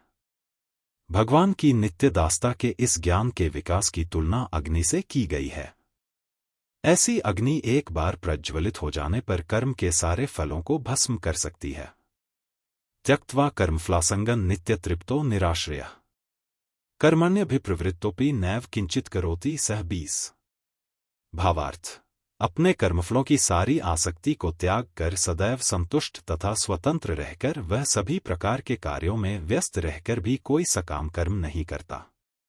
कर्मों के बंधन से इस प्रकार की मुक्ति तभी संभव है जब मनुष्य कृष्ण भावना भावित होकर हर कार्य कृष्ण के लिए करे। कृष्ण भावना भावित व्यक्ति भगवान के शुद्ध प्रेमवश ही कर्म करता है, फलस्वरूप उसे कर्मफलों के प्रति कोई आकर्षण नहीं रहता। यहाँ तक कि उसे अपने शरीर निर्वाह के प्रति भी कोई आकर्षण नहीं रहता, क्योंकि वह पूर्णतया कृष्ण पर आश्रित रहता है। वह न तो किसी वस्तु को प्राप्त करना चाहता है और न अपनी वस्तुओं की रक्षा करना चाहता है। वह अपनी पूर्ण सामर्थ्य से अपना कर्तव्य करता है और कृष्ण पर सब कुछ छोड़ देता है।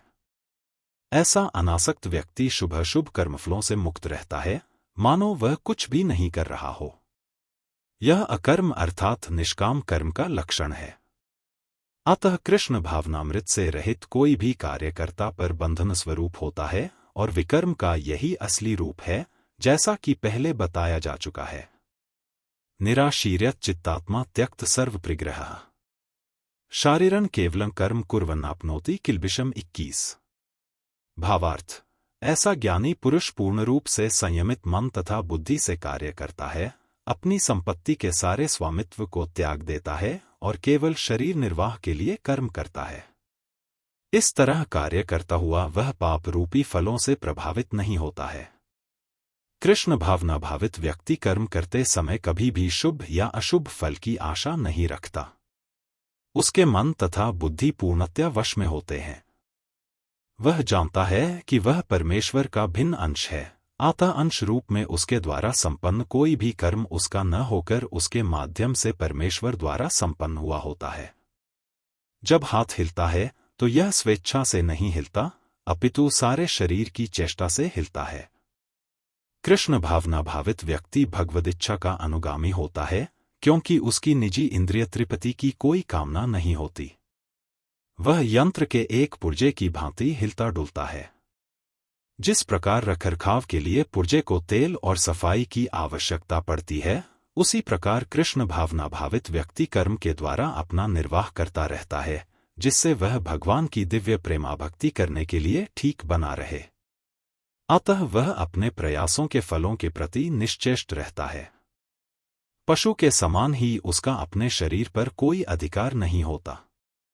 कभी कभी क्रूर स्वामी अपने अधीन पशु को मार भी डालता है, तो भी पशु विरोध नहीं करता, न ही उसे कोई स्वाधीनता होती है।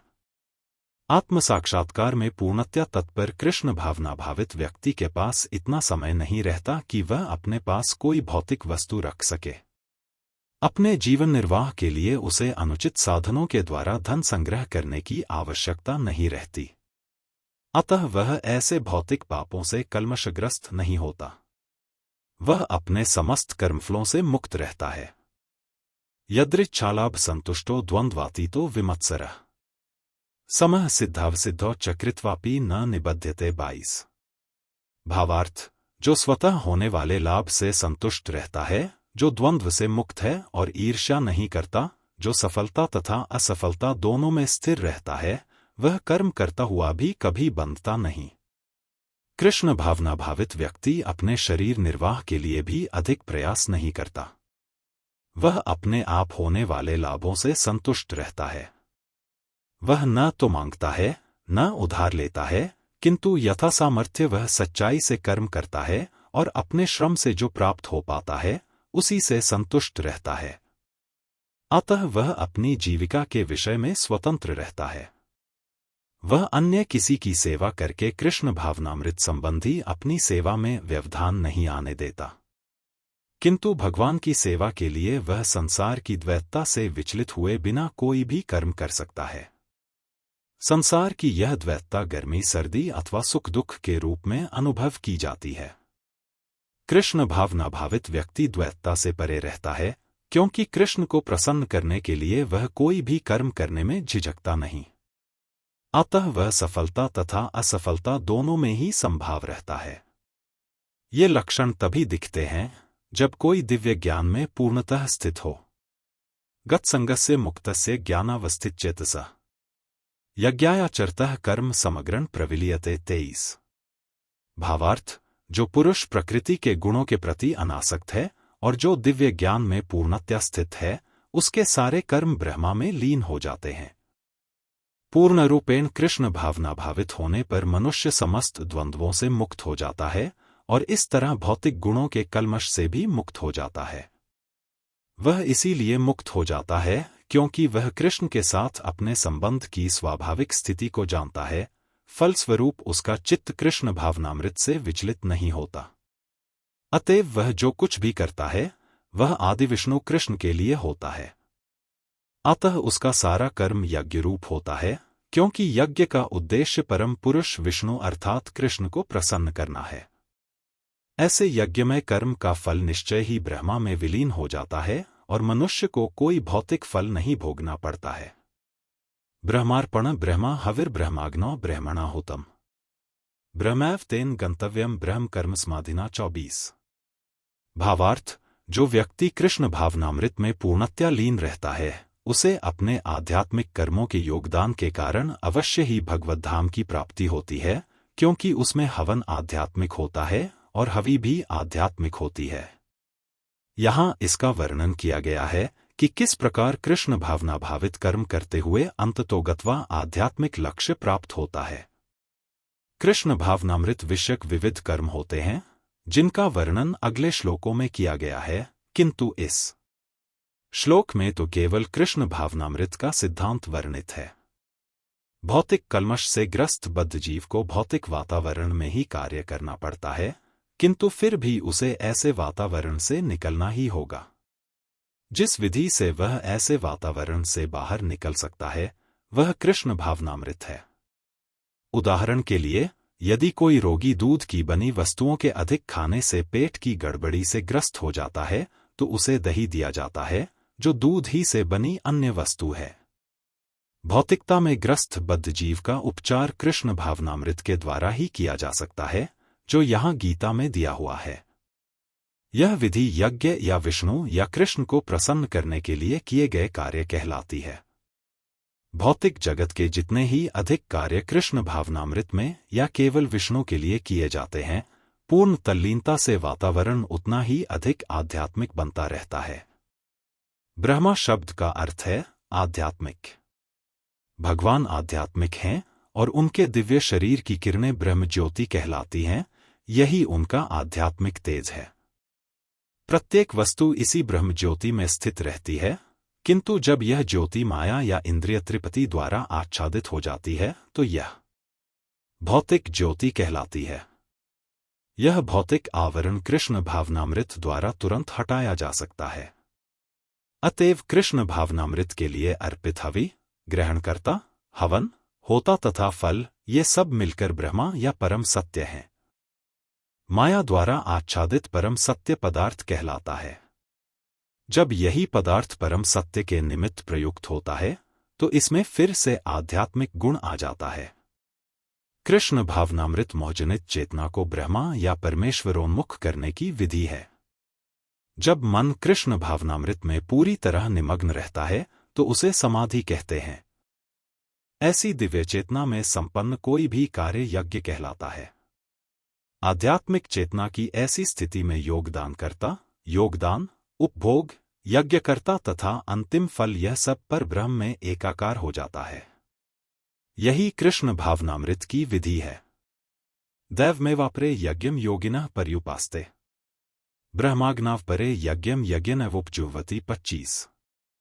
भावार्थ, कुछ योगी विभिन्न प्रकार के यज्ञों द्वारा देवताओं की भली भांति पूजा करते हैं और कुछ पर ब्रह्म रूपी अग्नि में आहुति डालते हैं। जैसा कि पहले कहा जा चुका है, जो व्यक्ति कृष्ण भावना भावित होकर अपना कर्म करने में लीन रहता है, वह पूर्ण योगी है, किंतु ऐसे भी मनुष्य हैं जो देवताओं की पूजा करने के लिए यज्ञ करते हैं और कुछ परम ब्रह्मा या परमेश्वर के निराकार स्वरूप के लिए यज्ञ करते हैं। इस तरह यज्ञ की अनेक कोटियां हैं। विभिन्न यज्ञकर्ताओं द्वारा संपन्न यज्ञ की ये कोटियां केवल बाह्य वर्गीकरण हैं। वस्तुतः यज्ञ का अर्थ है भगवान विष्णु को प्रसन्न करना, और विष्णु को यज्ञ भी कहते हैं। विभिन्न प्रकार के यज्ञों को दो श्रेणियों में रखा जा सकता है: सांसारिक द्रव्यों के लिए यज्ञ, द्रव्य यज्ञ, तथा दिव्यज्ञान के लिए किए गए यज्ञ, ज्ञान यज्ञ। जो कृष्ण भावना भावित हैं, उनकी सारी भौतिक संपदा परमेश्वर को प्रसन्न करने के लिए होती है, किंतु जो किसी क्षणिक भौतिक सुख की कामना करते हैं, वे इंद्र, सूर्य आदि देवताओं को प्रसन्न करने के लिए अपनी भौतिक संपदा की आहुति देते हैं। किंतु अन्य लोग, जो निर्विशेषवादी हैं, वे निराकार ब्रह्मा में अपने स्वरूप को स्वाहा कर देते हैं। देवतागण ऐसी शक्तिमान जीवात्माएं हैं जिन्हें ब्रह्मांड को ऊष्मा प्रदान करने, जल देने तथा प्रकाशित करने जैसे भौतिक कार्यों की देखरेख के लिए परमेश्वर ने नियुक्त किया है। जो लोग भौतिक लाभ चाहते हैं, वे वैदिक अनुष्ठानों के अनुसार विविध देवताओं की पूजा करते हैं। ऐसे लोग बह्वीश्वरवादी कहलाते हैं।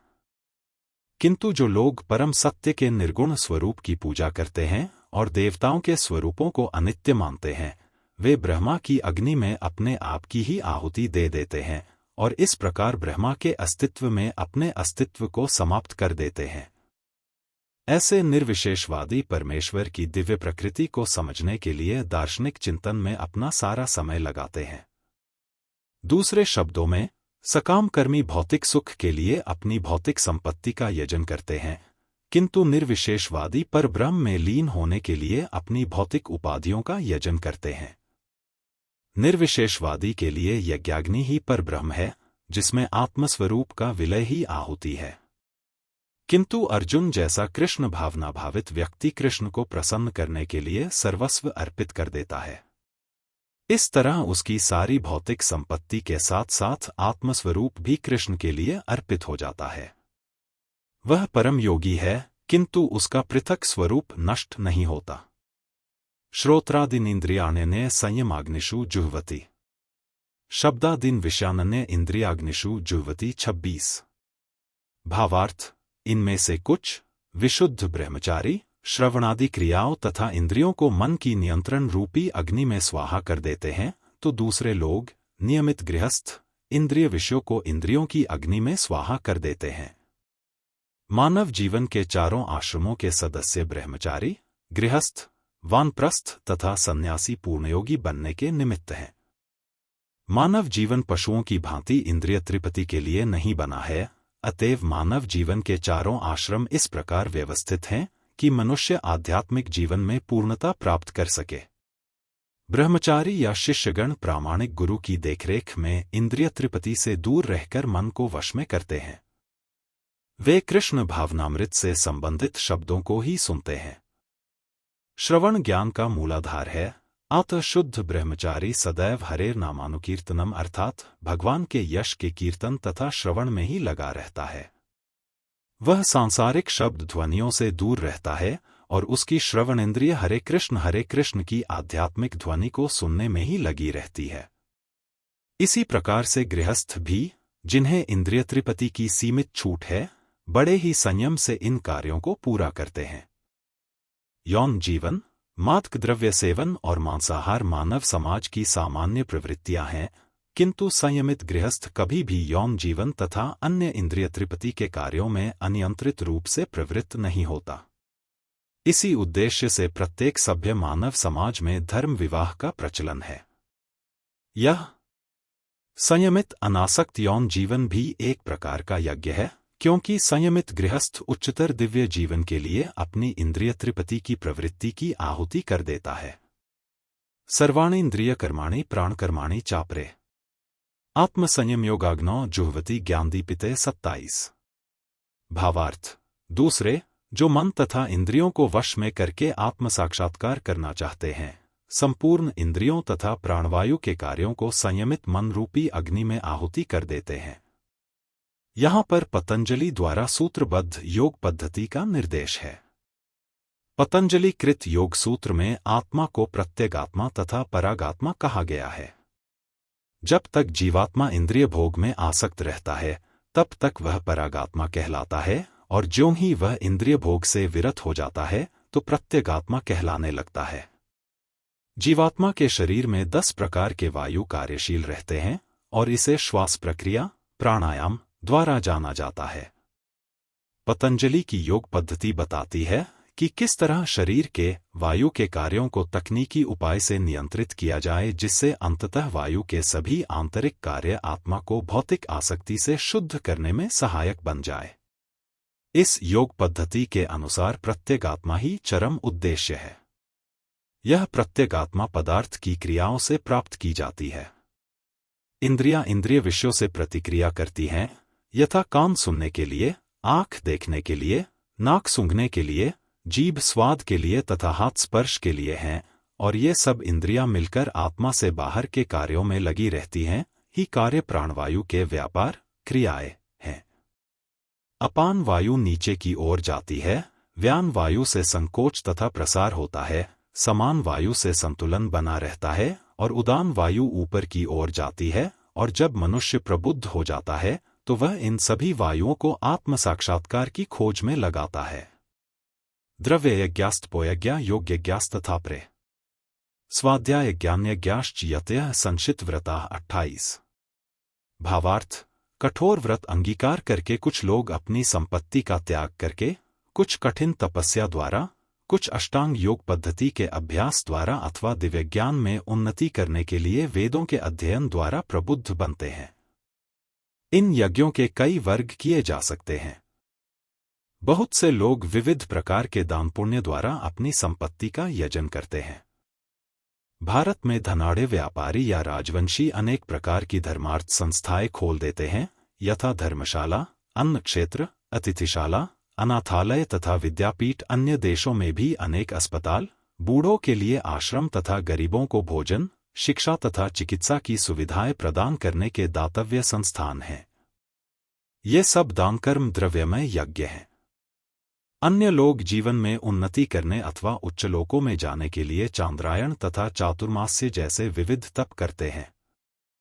इन विधियों के अंतर्गत कतिपय कठोर नियमों के अधीन कठिन व्रत करने होते हैं।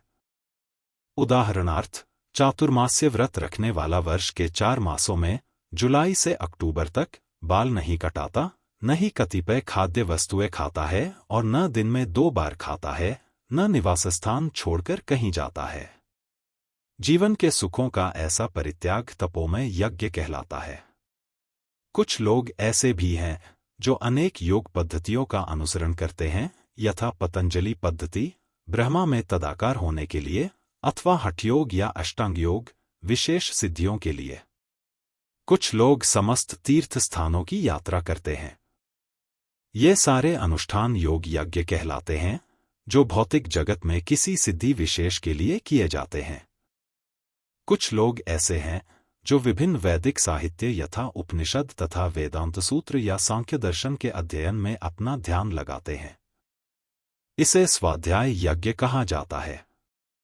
ये सारे योगी विभिन्न प्रकार के यज्ञों में लगे रहते हैं और उच्च जीवन की तलाश में रहते हैं। किंतु कृष्ण भावनामृत इनसे पृथक है, क्योंकि यह परमेश्वर की प्रत्यक्ष सेवा है। इसे उपर्युक्त किसी भी यज्ञ से प्राप्त नहीं किया जा सकता, अपितु भगवान तथा उनके प्रामाणिक भक्तों की कृपा से ही प्राप्त किया जा सकता है। फलतः कृष्ण भावनामृत दिव्य है। अपाने जुह्वति प्राणं प्राणपान तथा प्रे प्राणापांगति रुद्ध्वा प्राणायाम परायणा अपरे नियताहाराः प्राणान् प्राणेषु जुह्वति 29। भावार्थ: अन्य लोग भी हैं जो समाधि में रहने के लिए श्वास को रोके रहते हैं, प्राणायाम। वे अपान में प्राण को और प्राण में अपान को रोकने का अभ्यास करते हैं और अंत में प्राण अपान को रोककर समाधि में रहते हैं। अन्य योगी कम भोजन करके प्राण की प्राण में ही आहुति देते हैं। श्वास को रोकने की योगविधि प्राणायाम कहलाती है। प्रारंभ में हठयोग के विविध आसनों की सहायता से इसका अभ्यास किया जाता है।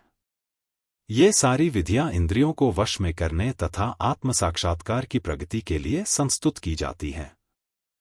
इस विधि में शरीर के भीतर वायु को रोका जाता है, जिससे वायु की गति की दिशा उलट सके। अपान वायु निम्नगामी अधोमुखी है और प्राणवायु ऊर्ध्वगामी है। प्राणायाम में योगी विपरीत दिशा में श्वास लेने का तब तक अभ्यास करता है जब तक दोनों वायु उदासीन होकर पूरक अर्थात सम नहीं हो जाती। जब अपान वायु को प्राणवायु में अर्पित कर दिया जाता है तो इसे रेचक कहते हैं। जब प्राण तथा अपान वायुओं को पूर्णतया रोक दिया जाता है तो इसे कुंभक योग कहते हैं। कुंभक योगाभ्यास द्वारा मनुष्य आत्मसिद्धि के लिए जीवन अवधि बढ़ा सकता है। बुद्धिमान योगी एक ही जीवन काल में सिद्धि प्राप्त करने का इच्छुक रहता है, वह दूसरे मां च यो व्यभिचारेण भक्तियोगेन सेवते सगुणान स्मृति त्यतान ब्रह्म भूयाय कल्पते। जो व्यक्ति भगवान की निश्चल भक्ति में प्रवृत्त होता है वह प्रकृति के गुणों को लांघ जाता है और तुरंत आध्यात्मिक पद को प्राप्त होता है। कृष्ण भावना भावित व्यक्ति दिव्य अवस्था से प्रारंभ करता है और निरंतर उसी चेतना में रहता है, अतः उसका पतन नहीं होता और अंततः वह भगवद्धाम को जाता है। कृष्ण प्रसादम को ही खाते रहने से स्वतः कम खाने की आदत पड़ जाती है। इंद्रिय निग्रह के मामले में कम भोजन करना, अल्पाहार अत्यंत लाभप्रद होता है और इंद्रिय निग्रह के बिना भव बंधन से निकल पाना संभव नहीं है। सर्वे पेयते यज्ञविदो यज्ञक्ष पित्तकल्मषा यज्ञशिष्टामृत भुजो यान्ति ब्रह्मा सनातन 30। भावार्थ, ये सभी यज्ञ करने वाले यज्ञों का अर्थ जानने के कारण पाप कर्मों से मुक्त हो जाते हैं और यज्ञों के फल रूपी अमृत को चखकर परम दिव्य आकाश की ओर बढ़ते जाते हैं। विभिन्न प्रकार के यज्ञों यथा द्रव्य यज्ञ, स्वाध्याय यज्ञ तथा योगयज्ञ की उपर्युक्त व्याख्या से यह देखा जाता है कि इन सबका एक ही उद्देश्य है और वह है इंद्रियों का निग्रह। इंद्रिय त्रिपति ही भौतिक अस्तित्व का मूल कारण है, अतः जब तक इंद्रिय त्रिपति से भिन्न धरातल पर स्थित न हुआ जाए तब तक सच्चिदानंद के नित्य धरातल तक उठ पाना संभव नहीं है। यह धरातल नित्य आकाश या ब्रह्मा आकाश में है। उपर्युक्त सारे यज्ञों से संसार के पाप कर्मों से विमल हुआ जा सकता है। जीवन में इस प्रगति से मनुष्य न केवल सुखी और ऐश्वर्यवान बनता है अपितु अंत में वह निराकार ब्रह्मा के साथ तादात्म्य के द्वारा या श्री भगवान कृष्ण की संगति प्राप्त करके भगवान के शाश्वत धाम को प्राप्त करता है। नायम लोकोस्ते यज्ञस्य कुतोन्यः कुरु सप्तम 31। भावार्थ, हे कुरुश्रेष्ठ, जब यज्ञ के बिना मनुष्य इस लोक में या इस जीवन में ही सुखपूर्वक नहीं रह सकता तो फिर अगले जन्म में कैसे रह सकेगा। मनुष्य इस लोक में चाहे जिस रूप में रहे वह अपने स्वरूप से अनभिज्ञ रहता है। दूसरे शब्दों में, भौतिक जगत में हमारा अस्तित्व हमारे पापपूर्ण जीवन के बहुगुणित फलों के कारण है। अज्ञान ही पापपूर्ण जीवन का कारण है और पापपूर्ण जीवन ही इस भौतिक जगत में अस्तित्व का कारण है। मनुष्य जीवन ही वह द्वार है जिससे होकर इस बंधन से बाहर निकला जा सकता है। अतः वेद हमें धर्म, अर्थ, काम तथा मोक्ष का मार्ग दिखलाकर बाहर निकलने का अवसर प्रदान करते हैं। धर्म या ऊपर संस्तुत अनेक प्रकार के यज्ञ हमारी आर्थिक समस्याओं को स्वतः हल कर देते हैं। जनसंख्या में वृद्धि होने पर भी यज्ञ संपन्न करने से हमें प्रचुर भोजन, प्रचुर दूध इत्यादि मिलता रहता है। जब शरीर की आवश्यकता पूर्ण होती रहती है तो इंद्रियों को तुष्ट करने की बारी आती है। अतः वेदों में नियमित इंद्रिय त्रिपति के लिए पवित्र विवाह का विधान है। इस प्रकार मनुष्य भौतिक बंधन से क्रमश छूटकर उच्च पद की ओर अग्रसर होता है और मुक्त जीवन की पूर्णता परमेश्वर का सानिध्य प्राप्त करने में है। यह पूर्णता यज्ञ संपन्न करके प्राप्त की जाती है, जैसा कि पहले बताया जा चुका है। फिर भी यदि कोई व्यक्ति वेदों के अनुसार यज्ञ करने के लिए तत्पर नहीं होता तो वह इस शरीर में सुखी जीवन की कैसे आशा कर सकता है। फिर दूसरे लोक में दूसरे शरीर से सुखी जीवन की आशा तो व्यर्थ ही है। विभिन्न स्वर्गों में भिन्न भिन्न प्रकार की जीवन सुविधाएं हैं और जो लोग यज्ञ करने में लगे हैं उनके लिए तो सर्वत्र परम सुख मिलता है।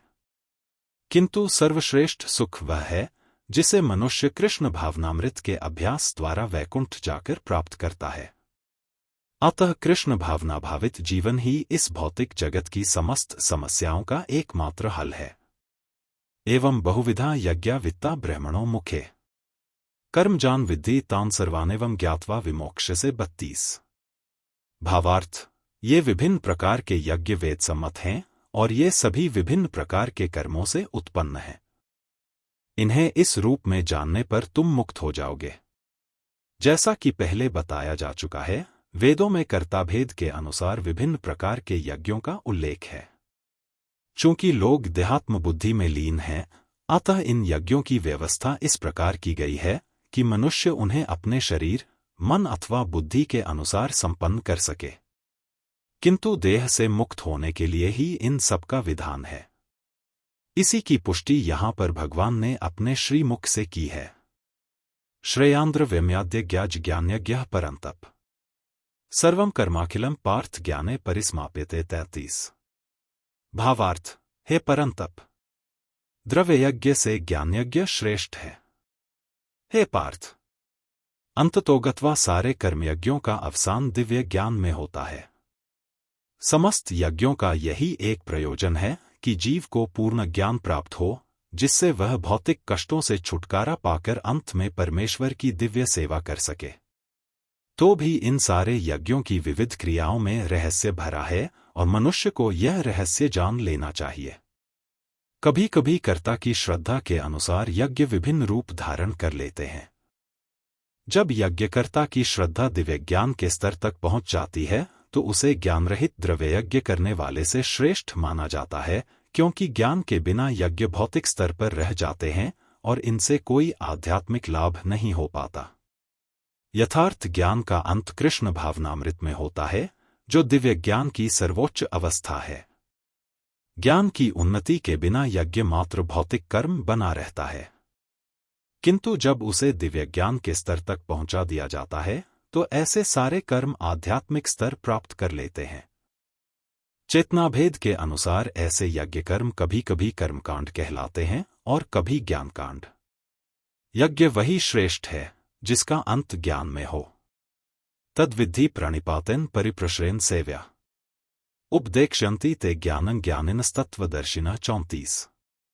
भावार्थ, तुम गुरु के पास जाकर सत्य को जानने का प्रयास करो, उनसे विनीत होकर जिज्ञासा करो और उनकी सेवा करो। स्वरूप सिद्ध व्यक्ति तुम्हें ज्ञान प्रदान कर सकते हैं, क्योंकि उन्होंने सत्य का दर्शन किया है। निस्संदेह आत्म साक्षात्कार का मार्ग कठिन है, अतः भगवान का उपदेश है कि उन्हीं से प्रारंभ होने वाली परंपरा से प्रामाणिक गुरु की शरण ग्रहण की जाए। इस परंपरा के सिद्धांत का पालन किए बिना कोई प्रामाणिक गुरु नहीं बन सकता। भगवान आदि गुरु हैं, अतः गुरु परंपरा का ही व्यक्ति अपने शिष्य को भगवान का संदेश प्रदान कर सकता है। कोई अपनी निजी विधि का निर्माण करके स्वरूप सिद्ध नहीं बन सकता, जैसा कि आजकल के मूर्ख पाखंडी करने लगे हैं। भागवत का 6 मार्च 2019 कथन है, धर्मंतु साक्षात भगवत प्रणीतम धर्मपथ का निर्माण स्वयं भगवान ने किया है। अतएव मनोधर्म या शुष्क तर्क से सही पद प्राप्त नहीं हो सकता। न ही ज्ञान ग्रंथों के स्वतंत्र अध्ययन से ही कोई आध्यात्मिक जीवन में उन्नति कर सकता है। ज्ञान प्राप्ति के लिए उसे प्रामाणिक गुरु की शरण में जाना ही होगा। ऐसे गुरु को पूर्ण समर्पण करके ही स्वीकार करना चाहिए और अहंकार रहित होकर दास की भांति गुरु की सेवा करनी चाहिए। स्वरूप सिद्ध गुरु की प्रसन्नता ही आध्यात्मिक जीवन की प्रगति का रहस्य है। जिज्ञासा और विनीत भाव के मेल से आध्यात्मिक ज्ञान प्राप्त होता है। बिना विनीत भाव तथा सेवा के विद्वान गुरु से की गई जिज्ञासाएं प्रभावपूर्ण नहीं होंगी। शिष्य को गुरु परीक्षा में उत्तीर्ण होना चाहिए और जब गुरु शिष्य में वास्तविक इच्छा देखता है तो स्वतः ही शिष्य को आध्यात्मिक ज्ञान का आशीर्वाद देता है। इस श्लोक में अंधानुगमन तथा निरर्थक जिज्ञासा इन दोनों की भर्त्सना की गई है। शिष्य न केवल गुरु से विनीत होकर सुने, अपितु विनीत भाव तथा सेवा और जिज्ञासा द्वारा गुरु से स्पष्ट ज्ञान प्राप्त करे। प्रामाणिक गुरु स्वभाव से शिष्य के प्रति दयालु होता है, अतः यदि शिष्य विनीत हो और सेवा में तत्पर रहे तो ज्ञान और जिज्ञासा का विनिमय पूर्ण हो जाता है। यज्ञात्वा न पुनर्मोहमेवं यास्यसि पांडव। ये भूतान्य शेषाणि द्रक्ष्यस्यात्मन्यतो मयि 35। भावार्थ, स्वरूप सिद्ध व्यक्ति से वास्तविक ज्ञान प्राप्त कर चुकने पर तुम पुनः कभी ऐसे मोह को प्राप्त नहीं होगे, क्योंकि इस ज्ञान के द्वारा तुम देख सकोगे कि सभी जीव परमात्मा के अंश स्वरूप हैं, अर्थात वे सब मेरे हैं। स्वरूप सिद्ध व्यक्ति से ज्ञान प्राप्त होने का परिणाम यह होता है कि यह पता चल जाता है कि सारे जीव भगवान श्री कृष्ण के भिन्न अंश हैं। कृष्ण से पृथक अस्तित्व का भाव माया, मानही या यह कहलाती है। कुछ लोग सोचते हैं कि हमें कृष्ण से क्या लेना देना है, वे तो केवल महान ऐतिहासिक पुरुष हैं और परब्रह्म तो निराकार है। वस्तुतः जैसा कि भगवद गीता में कहा गया है, यह निराकार ब्रह्मा कृष्ण का व्यक्तिगत तेज है। कृष्ण भगवान के रूप में प्रत्येक वस्तु के कारण हैं। ब्रह्म संहिता में स्पष्ट कहा गया है कि कृष्ण श्री भगवान हैं और सभी कारणों के कारण हैं। यहां तक कि लाखों अवतार उनके विभिन्न विस्तार ही हैं। इसी प्रकार सारे जीव भी कृष्ण के अंश हैं। मायावादियों की यह मिथ्या धारणा है कि कृष्ण अपने अनेक अंशों में अपने निजी पृथक अस्तित्व को मिटा देते हैं। यह विचार सर्वथा भौतिक है। भौतिक जगत में हमारा अनुभव है कि यदि किसी वस्तु का विखंडन किया जाए तो उसका मूल स्वरूप नष्ट हो जाता है। किंतु मायावादी यह नहीं समझ पाते कि परम का अर्थ है कि एक और एक मिलकर एक ही होता है और एक में से एक घटाने पर भी एक बचता है। पर ब्रह्म का यही स्वरूप है। ब्रह्म विद्या का पर्याप्त ज्ञान न होने के कारण हम माया से आवृत हैं, इसीलिए हम अपने को कृष्ण से पृथक सोचते हैं। यद्यपि हम कृष्ण के भिन्न अंश हैं, किंतु तो भी हम उनसे भिन्न नहीं हैं। जीवों का शारीरिक अंतर माया है अथवा वास्तविक सत्य नहीं है। हम सभी कृष्ण को प्रसन्न करने के निमित्त हैं। केवल माया के कारण ही अर्जुन ने सोचा कि उसके स्वजनों से उसका क्षणिक शारीरिक संबंध कृष्ण के शाश्वत आध्यात्मिक संबंधों से अधिक महत्वपूर्ण है। गीता का संपूर्ण उपदेश इसी ओर लक्षित है कि कृष्ण का नित्य दास होने के कारण जीव उनसे पृथक नहीं हो सकता। कृष्ण से अपने को विलग मानना ही माया कहलाती है। पर ब्रह्म के भिन्न अंश के रूप में जीवों को एक विशिष्ट उद्देश्य पूरा करना होता है। उस उद्देश्य को भुलाने के कारण ही वे अनादिकाल से मानव, पशु, देवता आदि देहों में स्थित हैं। ऐसे शारीरिक अंतर भगवान की दिव्य सेवा के विस्मरण से जनित हैं। किंतु जब कोई कृष्ण भावनामृत के माध्यम से दिव्य सेवा में लग जाता है तो वह इस माया से तुरंत मुक्त हो जाता है। ऐसा ज्ञान केवल प्रामाणिक गुरु से ही प्राप्त हो सकता है और इस तरह वह इस भ्रम को दूर कर सकता है कि जीव कृष्ण के तुल्य है। पूर्ण ज्ञान तो यह है कि परमात्मा कृष्ण समस्त जीवों के परम आश्रय हैं और इस आश्रय को त्याग देने पर जीव माया द्वारा मोहित होते हैं, क्योंकि वे अपना अस्तित्व पृथक समझते हैं। इस तरह विभिन्न भौतिक पहचानों के मानदंडों के अंतर्गत वे कृष्ण को भूल जाते हैं। किंतु जब ऐसे मोहग्रस्त जीव कृष्ण भावनामृत में स्थित होते हैं तो यह समझा जाता है कि वे मुक्ति पथ पर हैं, जिसकी पुष्टि भागवत में 2 अक्टूबर 2006 की गई है। मुक्तिर्हित्वान्यथारूपण स्वरूपेण व्यवस्थित्य।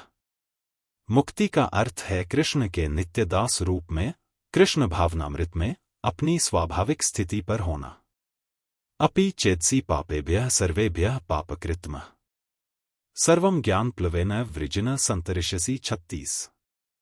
भावार्थ, यदि तुम्हें समस्त पापियों में भी सर्वाधिक पापी समझा जाए तो भी तुम दिव्यज्ञान रूपी नाव में स्थित होकर दुख सागर को पार करने में समर्थ होगे। श्री कृष्ण के संबंध में अपनी स्वाभाविक स्थिति का सही ज्ञान इतना उत्तम होता है कि अज्ञान सागर में चलने वाले जीवन संघर्ष से मनुष्य तुरंत ही ऊपर उठ सकता है। यह भौतिक जगत कभी कभी अज्ञान सागर मान लिया जाता है तो कभी जलता हुआ जंगल सागर में कोई कितना ही कुशल तैराक क्यों न हो, जीवन संघर्ष अत्यंत कठिन है। यदि कोई संघर्षरत तैरने वाले को आगे बढ़कर समुद्र से निकाल लेता है तो वह सबसे बड़ा रक्षक है। भगवान से प्राप्त पूर्ण ज्ञान मुक्ति का पथ है। कृष्ण भावनामृत की नाव अत्यंत सुगम है, किंतु उसी के साथ साथ अत्यंत उदात्त भी। यथैधांसी समिद्धोऽग्निर्भस्मसात् कुरुते अर्जुन। ज्ञानाग्निः सर्वकर्माणि भस्मसात् कुरुते तथा 37। भावार्थ, जैसे प्रज्वलित अग्नि ईंधन को भस्म कर देती है, उसी तरह हे अर्जुन, ज्ञान रूपी अग्नि भौतिक कर्मों के समस्त फलों को जला डालती है। आत्मा तथा परमात्मा संबंधी पूर्ण ज्ञान तथा उनके संबंध की तुलना यहाँ अग्नि से की गई है। यह अग्नि न केवल समस्त पाप कर्मों के फलों को जला देती है, अपितु पुण्य कर्मों के फलों को भी भस्मसात करने वाली है। कर्मफल की कई अवस्थाएं हैं, शुभारंभ, बीज, संचित आदि। किंतु जीव को स्वरूप का ज्ञान होने पर सब कुछ भस्म हो जाता है, चाहे वह पूर्ववर्ती हो या परवर्ती। वेदों में बृहदारण्यक उपनिषद 4 अप्रैल 1922 कहा गया है, उभे उभय वैश एते तरत्यमृतः साध्व साधूनि। मनुष्य पाप तथा पुण्य दोनों ही प्रकार के कर्मफलों को जीत लेता है। न ही ज्ञानन सदृशम पवित्रमेह विद्यते तत्स्वयं योग संसिद्धः कालनात्मनि विन्दति। 38। भावार्थ, इस संसार में दिव्य ज्ञान के समान कुछ भी उदात्त तथा शुद्ध नहीं है। ऐसा ज्ञान समस्त योग का परिपक्व फल है। जो व्यक्ति भक्ति में सिद्ध हो जाता है, वह यथा समय अपने अंतर में इस ज्ञान का आस्वादन करता है। जब हम दिव्य ज्ञान की बात करते हैं, तो हमारा प्रयोजन आध्यात्मिक ज्ञान से होता है। निस्संदेह दिव्य ज्ञान के समान कुछ भी उदात्त तथा शुद्ध नहीं है। अज्ञान ही हमारे बंधन का कारण है और ज्ञान हमारी मुक्ति का। यह ज्ञान भक्ति का परिपक्व फल है। जब कोई दिव्य ज्ञान की अवस्था प्राप्त कर लेता है, तो उसे अन्यत्र शांति खोजने की आवश्यकता नहीं रहती, क्योंकि वह मन ही मन शांति का आनंद लेता रहता है। दूसरे शब्दों में, ज्ञान तथा शांति का पर्यवसान कृष्ण भावनामृत में होता है। भगवद गीता के संदेश की यही चरम परिणति है। श्रद्धा वा लभते ज्ञान तत्परः संयतेन्द्रिय ज्ञान लब्ध्वा परां शांतिम चिरेणाधिगच्छति। 39।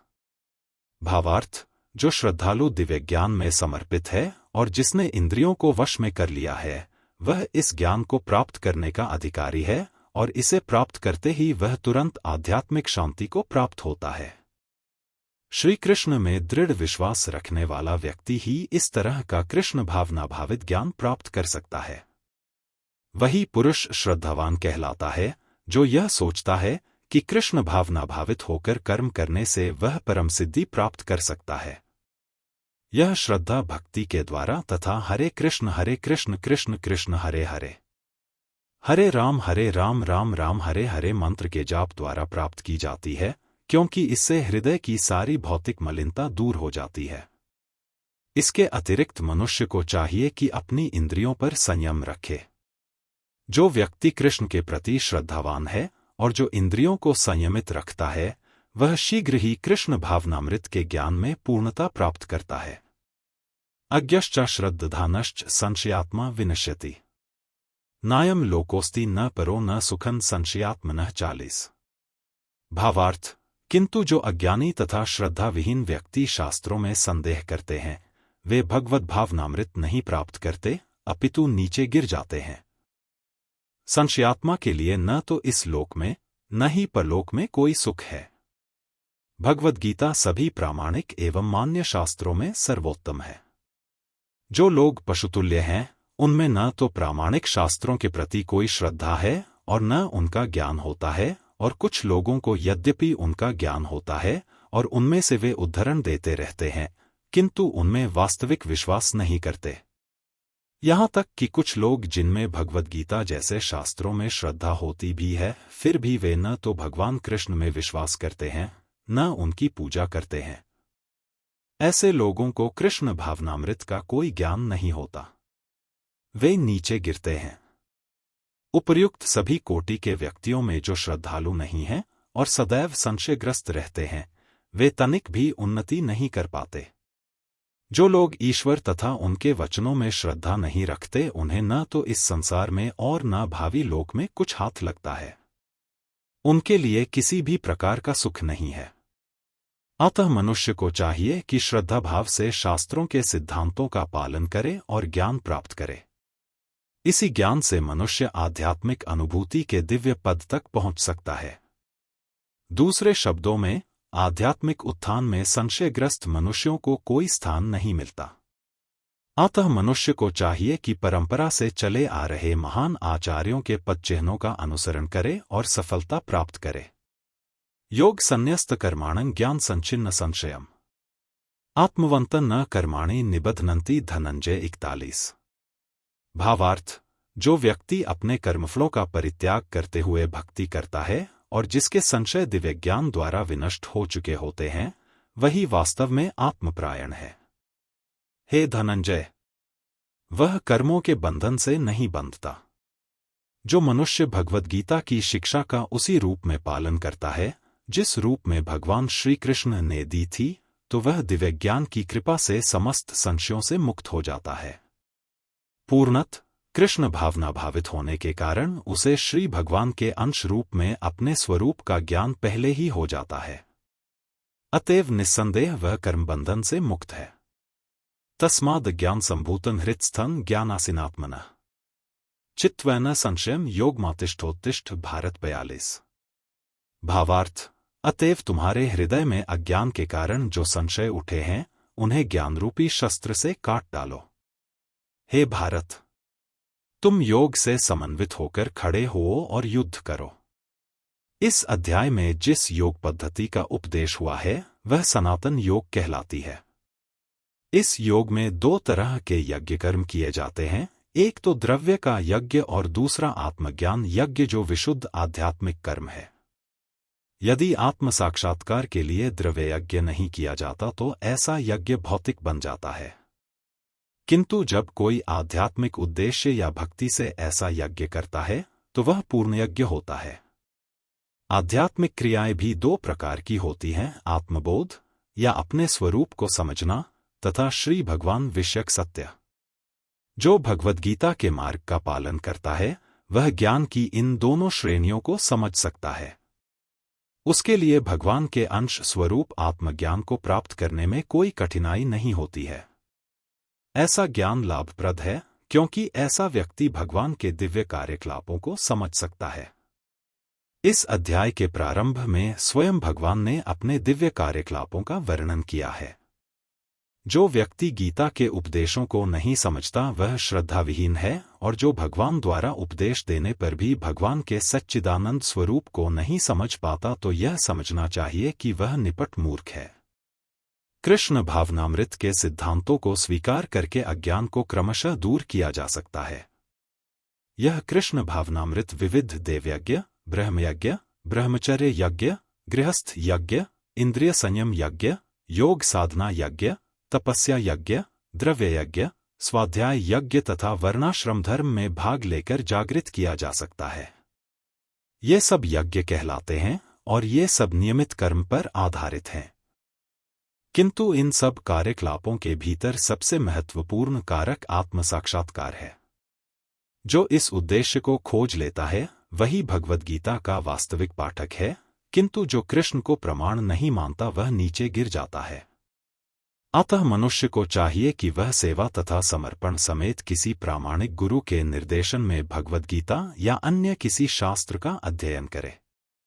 प्रामाणिक गुरु अनंतकाल से चली आने वाली परंपरा में होता है और वह परमेश्वर के उन उपदेशों से तनिक भी विपथ नहीं होता जिन्हें उन्होंने लाखों वर्ष पूर्व सूर्यदेव को दिया था और जिनसे भगवद गीता के उपदेश इस धराधाम में आए। अतः गीता में ही व्यक्त भगवद गीता के पथ का अनुसरण करना चाहिए और उन लोगों से सावधान रहना चाहिए जो आत्म श्लाघावश अन्यों को वास्तविक पथ से विपथ करते रहते हैं। भगवान निश्चित रूप से परम पुरुष हैं और उनके कार्यकलाप दिव्य हैं। जो इसे समझता है वह भगवद गीता का अध्ययन शुभारंभ करते ही मुक्त होता है। इस प्रकार श्रीमद्भगवद्गीता के चतुर्थ अध्याय दिव्य ज्ञान का भक्ति वेदांत तात्पर्य पूर्ण हुआ।